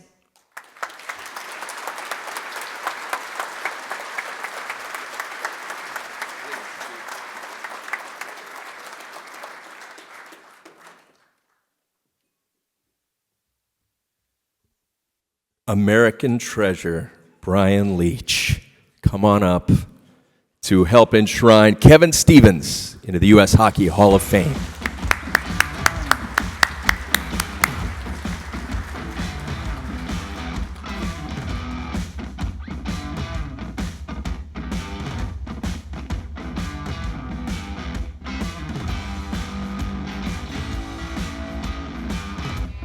Down the right side, Bobby pass in front, score! Stevens for the hat trick. It was his whole package. When you get somebody that, is 6'4" and can move up and down the ice the way he can, and you combine that with speed and skill, you get a really tough player to play against. The biggest thing I could say about him is I think he was one of the best power forwards in the game of his generation. A two-time Stanley Cup champion, Kevin Stevens spent 15 seasons in the NHL across 5 teams, 11 of which were spent with the Pittsburgh Penguins. Known as a dominant power forward, Stevens faced a multitude of uphill battles, but with great resilience, continues to advocate for addiction awareness and substance support. Life happens, and life can get really hard, and he dealt with it in a real positive way. And now he takes his experience, and he's giving back, and he's helping other people. Massachusetts born and raised, Stevens played collegiately at Boston College.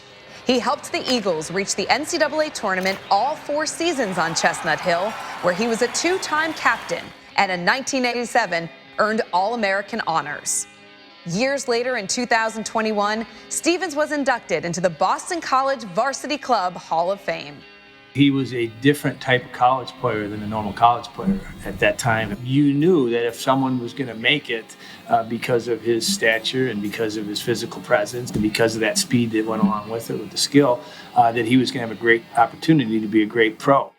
During the 1983 NHL draft, Stevens was selected in the 6th round by the Los Angeles Kings, but was soon dealt to Pittsburgh and eventually made his NHL debut in 1988. 3 years later, he established himself as a force, scoring 40 goals in the regular season. Kevin was a big part of that team. Just a thick, solid, powerful skating, prototypical power forward in the time. During the playoffs, Stevens tallied 33 points in 24 games to help the Penguins to their first Stanley Cup title. Being an American player and winning Stanley Cups, especially jumping into that lineup in Pittsburgh and being such an impact, for me, he's a winner. The following season, Stevens led Pittsburgh to its 2nd straight cup, logging a career-high 123 points, setting a then regular season record for most points by an American-born player. The Penguins have won the Stanley Cup.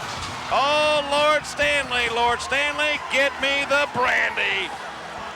I'm going to say something and no one else has said it yet, so the dynasty is here in Pittsburgh. He was big and strong and powerful, came to play hard every night. He never cheated his teammates, his organization, or the fans. During the 1992-93 campaign, he had his 2nd straight 100-point season, finishing the year with 111 points, including 55 goals, the most ever recorded by an American-born player at that time. He made people around him better, and those were the great players do. And then when he surrounds himself with other great players, special things can happen. Following that season, Stevens played 9 more years in the NHL with the Bruins, Kings, Rangers, and Flyers before ultimately hanging him up where it all began in Pittsburgh. Across his extraordinary career, he collected 726 points and 329 goals. Leach's shot, save, Sauer, rebound, score! Kevin Stevens has had himself a great game. Stevens represented the United States on the international stage on 4 occasions, including as a member of the 1988 U.S. Olympic men's ice hockey team. When you saw him play on the ice for this guy that had this big smiling personality, he was a big, strong winger that went to the net and had great hands. From a teammate standpoint, I'd rank him right up there with any of my teammates that I've ever had. And I think that everyone that has, again, had the thrill and opportunity of playing with Kevin would pretty much echo the same words. He also played in 3 IIHF Men's World Championships, helping Team USA to a bronze medal as captain in 1996. Following his illustrious career, Stevens has worked for the Penguins since 2002, where he now serves as a special assignment scout with the organization. Off the ice in 2018, Kevin Stevens created the nonprofit organization Power Forward. Following his own journey with addiction, Stevens continues to light the path for others on their journey to recovery. The cause that he represents right now and helping those that are going through certain challenges in their life and sharing his life and his experiences with those people, I think is a true inspiration to all of us. And now, joining the list of immortals who have left an indelible mark on the game of hockey in the United States, please welcome Kevin Stevens to the United States Hockey Hall of Fame.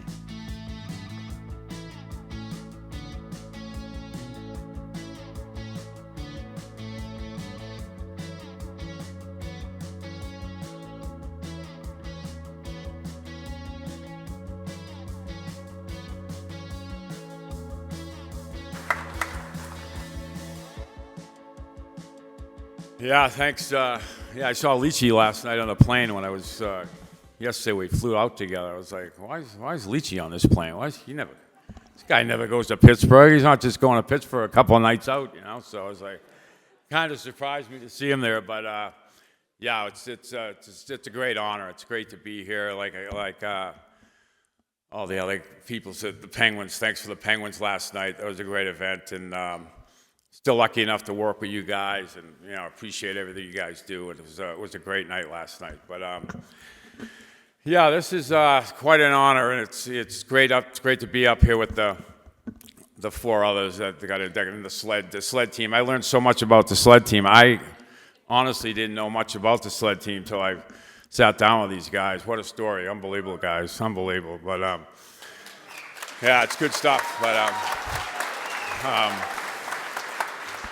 yeah, I'll start at the beginning here. I grew up in the mean streets of Pembroke, Mass, and outside of Boston, and I was a hockey guy, but I was a baseball, football guy. I was one of these guys that played all 4 sports, and I really didn't know what I was going to do. I didn't know if I was going to play hockey. Baseball was kind of my first love because my dad was a baseball guy. Never put on a pair of skates, never did any of that. So my first love was always baseball, but I just kind of played through hockey, and then I went to high school at Silver Lake High School, right where I grew up, and I was lucky enough to get a scholarship to go to Boston College, and that was my dream, really, was to go to Boston College. I wanted to play baseball and I wanted to play hockey, but I got the scholarship to play hockey, and I thought I could maybe play both, but we had a really good team, had great players, and I got the opportunity when the hockey season ended.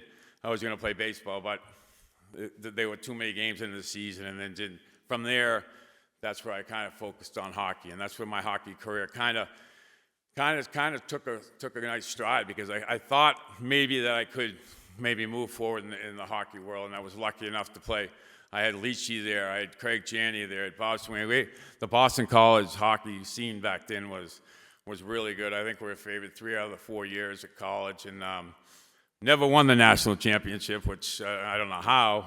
We talk about that now, Leachy. It's one of those things. But we had great teams. It's great experience. And from BC, it was kind of the Olympic team.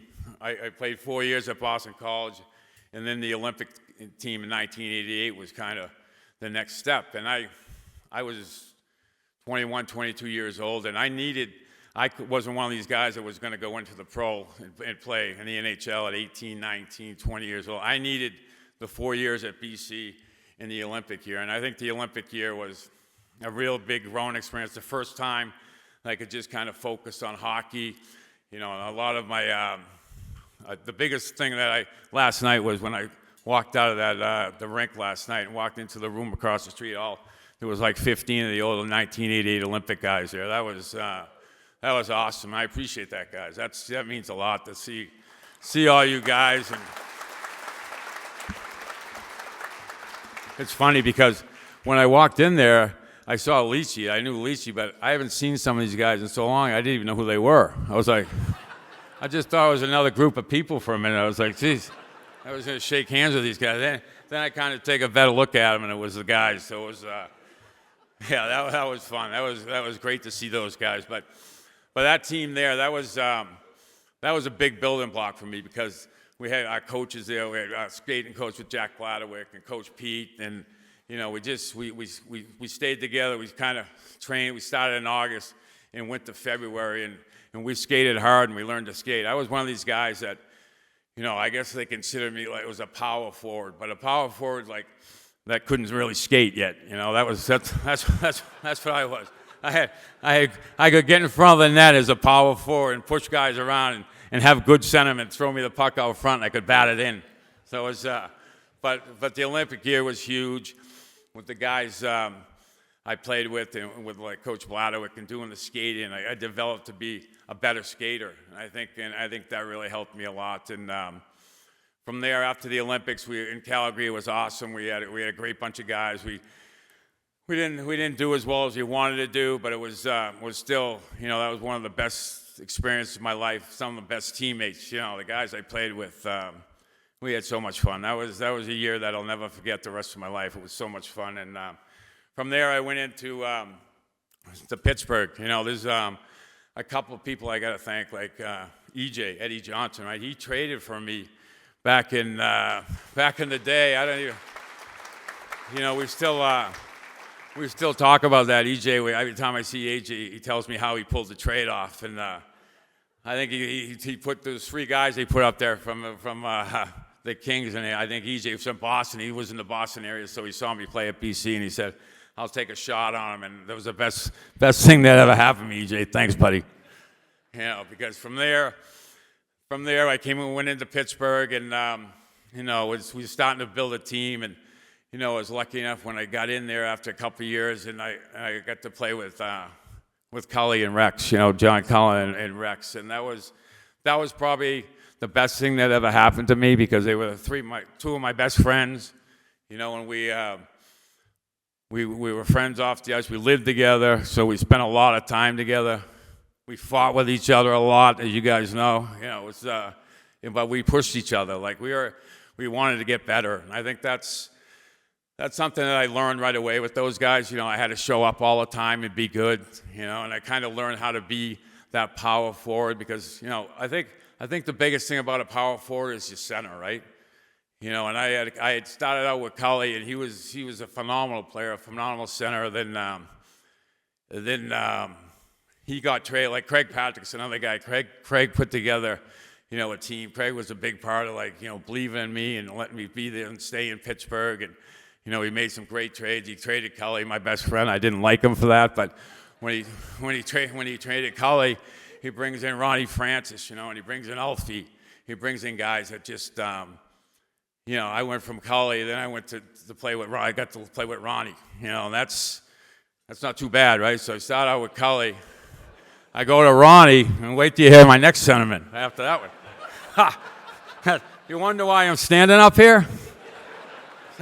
So from there, you know, we started to build a team. The best thing is we started to build a team. We got in the '91. We had a great year, and we won the Stanley Cup. And like I said, that's the year I played with Ronnie and Joey Mullen on the side, and it was great. And then I got the opportunity to play with Mario for 6 years. And you know, if you're a power forward and you want to play with guys that like want the puck, Ronnie wanted the puck, Cullen wanted the puck, Mario really wants the puck all the time. So it's kind of, you know, I remember the first couple of years when I came up, I was I was scared to death of him. You know, I grew up watching him, and I was kind of like, you know, he always wants the puck, and then they took me off his line. I couldn't play with him. There's no way I could play with him, so it wasn't working. But eventually it all came together, and we won a couple of cups, and it was amazing. It was an amazing time. But like I said, the power forward really consists of skating, getting the centerman that wants the puck, and getting to the net and making plays. And like I said, I was so lucky to have the guys I played with. You know, if I was, you know, who knows, if I was on another team, you know, just all worked out so well for me here in Pittsburgh. And, you know, it was something that really, you know, very fortunate, and grateful all the guys I played with, man. It was really good. And then from there, you know, we in '93, we tried, you know, we had a good team. We got beat that year, and that's the year I kind of got hurt, and I broke my face a little bit, and then life kind of like, you know, you guys they talked a little bit about the addiction part and all that stuff, and that's when life kind of got a little difficult, and then that's when, you know, I don't know, you know, addiction it's a crazy thing. I had no idea about what it all was. You know, I was 20 years. I had no clue about that. So then now, you know, we kind of we move forward, and you know, I kind of faulted out of the league a little bit, but it was one of those things that life got a little difficult. But today, you know, it's a different thing. I know more about addiction. I try to help people. That's what we try to do. We have life's pretty good today. We have I have a great family. I have my older kids with Luke, Ryan, and Kyler. They were with me throughout thick and thin, and so lucky to have them. And now with Hunter and Fallon, you know, I love those guys. They support me every single day. And my sister with the foundation, Power Forward 25. It's something that, you know, I'm really proud of. You know, it's something that no one knows where life's going to go. And I was very lucky to have my sister at the right time come to me, and we formed this Power Forward 25, which we help other people that are struggling in addiction. You know, it's you know, if in the addiction world and that type of stuff, you know, the only thing I have to do, you know, to go out and help people is tell the truth, right? I just tell people what happened to me, you know, the story, whatever happened, you know, I got hurt, I got stuck on something, and then if I can help people that way, I do it, you know, and I just try to do the best I can with that. But that's something my sister Kelly's like, you know, she's the girl that kind of pulls this all together, and I just take one day at a time and follow through, and life's good. I'm lucky. I'm so grateful to be standing up here with Fish and all the guys that took care of this event tonight. But I'm very fortunate, very grateful for all the people here that came in. Like, I've had a lot of great people who came in here. I really appreciate it, guys, and congratulations to everybody. Thanks, guys.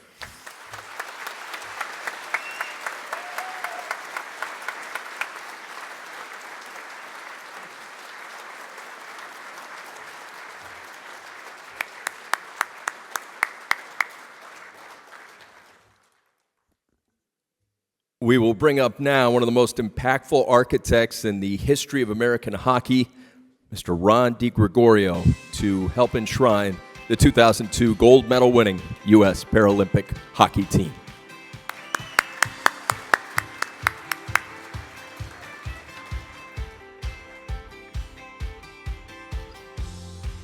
Here's Hagelin, in on goal, Hagelin shoots, missed the net! The U.S. has won the gold medal! The 2002 U.S. Paralympic Sled Hockey Team etched its name in the history books as the first American team to win gold in the Paralympic Games. Their remarkable journey in Salt Lake City, Utah defied all odds and set the stage for the dominant success Team USA has had since. In 1994, sled hockey made its Paralympic debut. Leading up to the 2002 tournament, the U.S. had poor finishes in both the '98 Paralympic Games and the World Championships. Pretty much just a mess team. We went to Nagano, we lost every game except for one. We were horrible. Knowing they needed to change their play, the U.S. hired former NHL star Rick Middleton to take over as coach, even though he had no previous sled hockey experience. I warmed them up, blow the whistle, go this way, and then another whistle, change direction. Then I blew the whistle and went backwards, and they all stopped and looked at me. And they must have thought I was joking because they don't go backward. They knew I knew hockey, but I didn't know sled hockey all that well. 2001, Rick came aboard and just changed the whole complex of the whole team, and everybody really bought into it and started training like athletes. At the 2002 Paralympics, the United States entered the tournament as massive underdogs. But after wins against Japan and the heavily favored Canadians, the Americans began to believe. That's the first time the team came together. It really was. That they knew that, hey, we got a good team here. The U.S. won all 5 of its games in the preliminary round, earning a spot in the gold medal game against Norway, the 1998 gold medal champions. We didn't have it easy, but we won all 5 of our games, and we outscored the opposition 22-3. So it sounds like we had a cakewalk, but we knew we were in for a tough grind. The rematch with the Norwegian team was a back-and-forth affair. The United States held a 3-1 lead, but Norway tied the score, leading to overtime. Going into the overtime, we were nervous. That tentative, nervous play, you don't want to make the mistake that's going to cost a turnover and potentially give, the winning goal to Norway. Following a scoreless OT, the 2 teams moved on to a shootout. After the first 2 rounds, the Norwegians took a 2-1 lead as they scored on both of their attempts on goaltender Manny Guerra. So after Manny let in 2 goals, I looked out, I'm thinking, I got to say something to him. I got to motivate him some here. So I looked down to him and I go, Manny, are you going to stop one? He looks up, he says, oh yeah, coach. I said, well, now'll be a good time. Following U.S. goals by Joe Howard and Chris Manns, the teams were deadlocked as Kip St. Germain prepared for his attempt. I came off the bench and I'm just like, Coach, where do you want me to put it? And he's like, put it in the bleeping net. And I was like, all right. St. Germain in on Johansson, who is also out to challenge. St. Germain waiting, shooting, scoring! I came down and broke to the left and shot to the right. I think I kind of caught the goalie off guard. When he put that puck in it was just amazing. I almost felt like I scored it myself because we were that close, like going into the tournaments and stuff, and it was just amazing. After back-to-back saves by both goalies, the game came down to Manny Guerra in net. Here's Hagelin, in on goal. Hagelin shoots, missed the net. The U.S. has won the gold medal.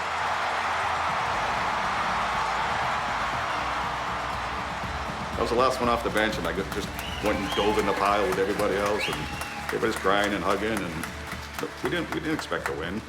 It's one of those things, even to this day, sometimes I got to pitch myself that, we actually really won a gold medal. When we won and they were playing the national anthem 6 months after 9/11, it was pretty touching. There wasn't a dry eye on the ice.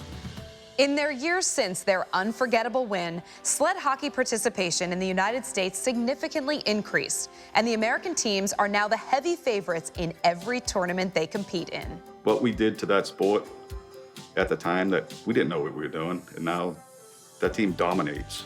The U.S. team dominates. We set the bar for that. We wanted to prove not only to ourselves, but to the world that we're athletes that, happen to have a disability, but first and foremost, we're athletes and hockey players.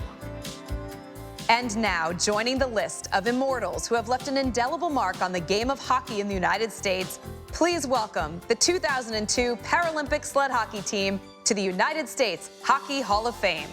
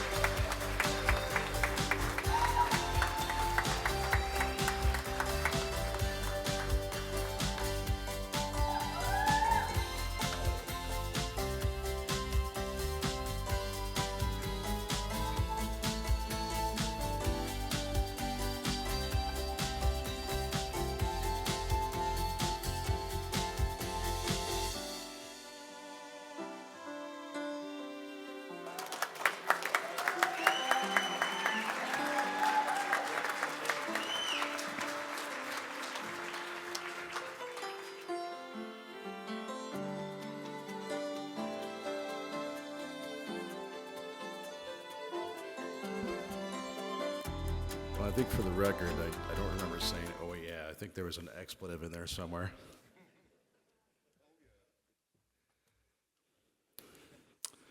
All right, so first of all, I want to utter some of the same words that some of the other speakers said about Dave Fisher, Taryn.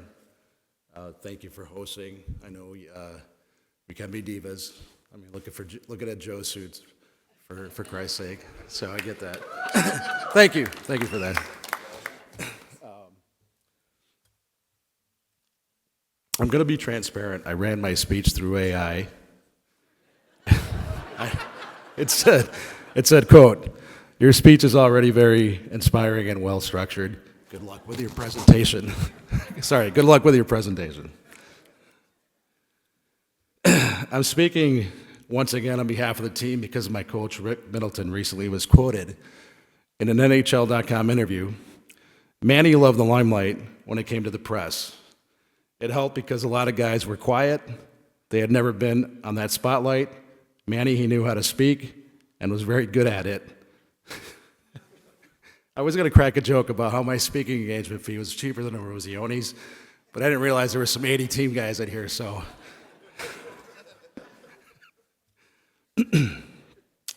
All kidding aside, our thoughts and prayers are with the Gaudreau family, considering the recent tragedy, and the Conklin family, with the loss of our own teammate and brother, Dave Conklin, this past summer.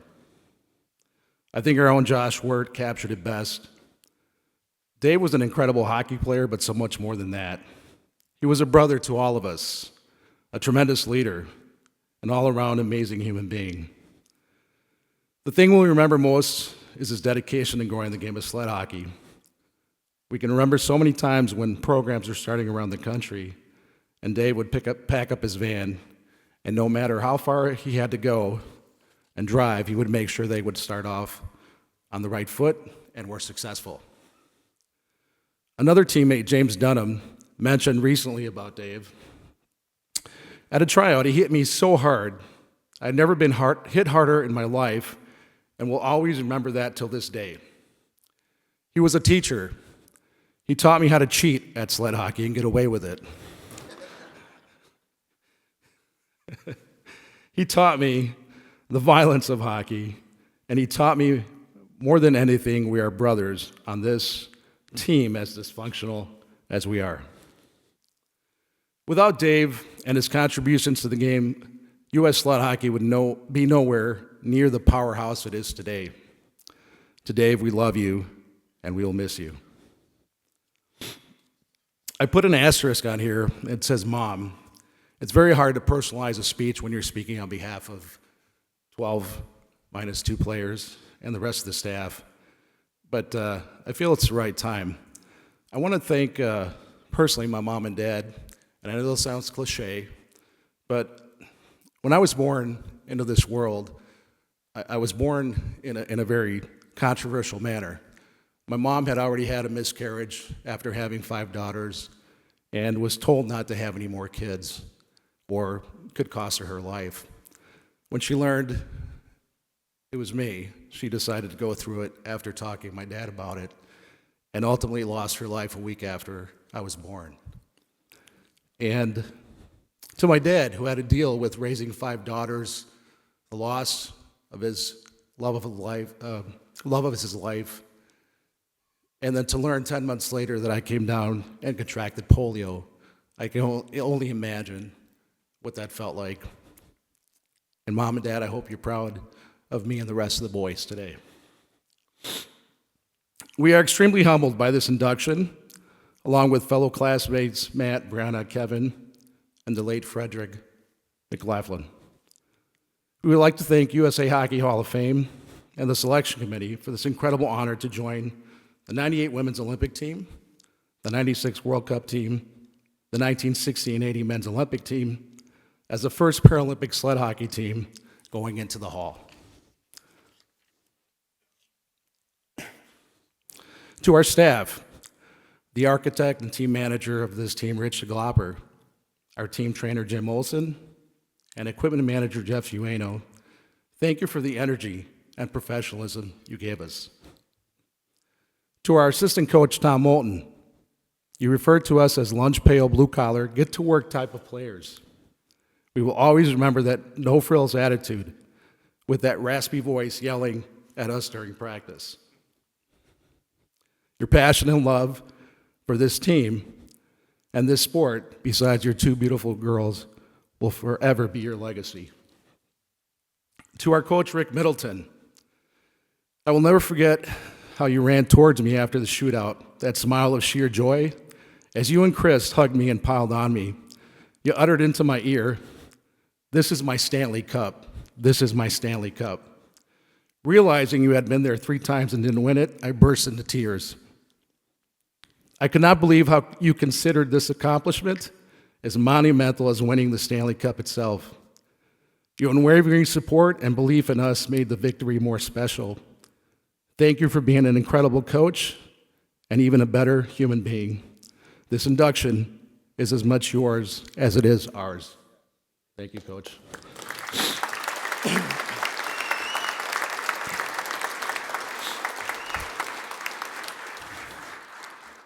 Can I ask Deb Guerra on table 16 to stand, please?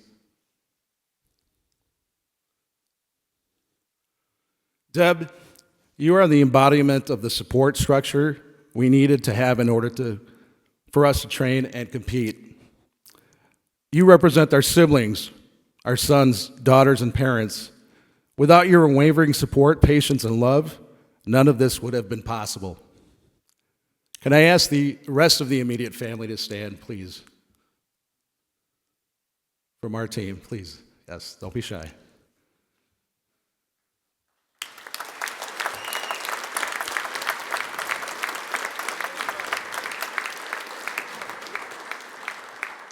You stood by us through every challenge and celebrated every victory. Your sacrifice and encouragement have been our greatest strength. This achievement is as much yours as it is ours. As I mentioned before, we realized that our own miracle on ice 22 years ago came with a cost, the cost of time away from you. We will forever be in your debt and want you to know how much your support and love means to us. We thank you.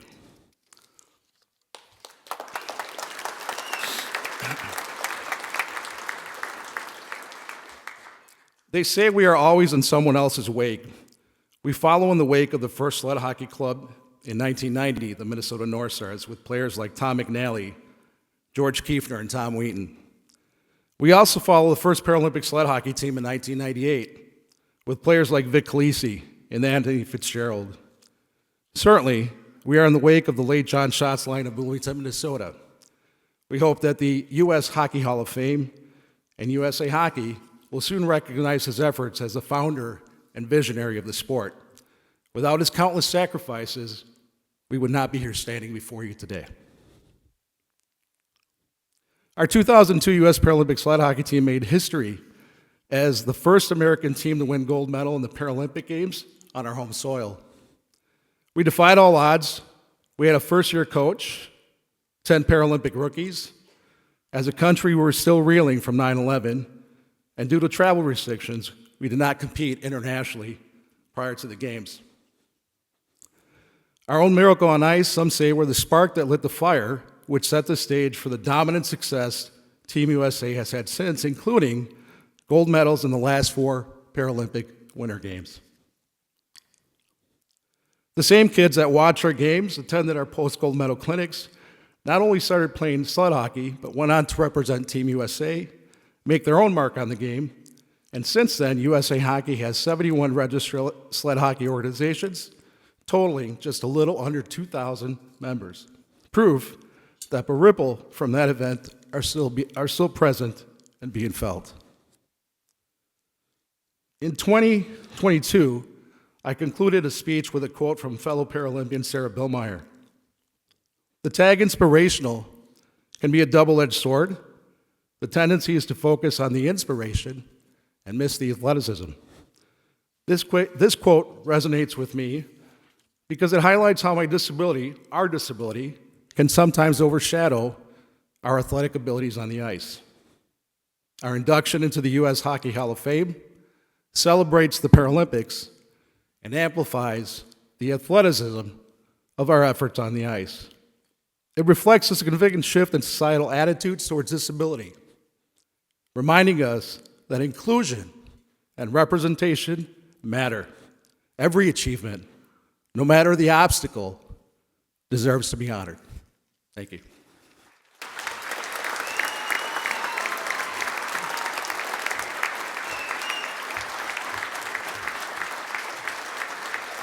If we can have all the Hall of Famers come up.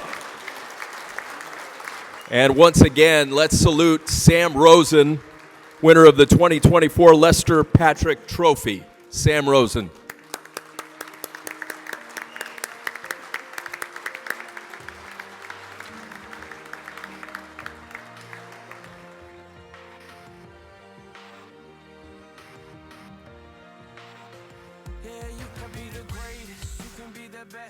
As we close, one more time, let's hear it for all of these very special Americans.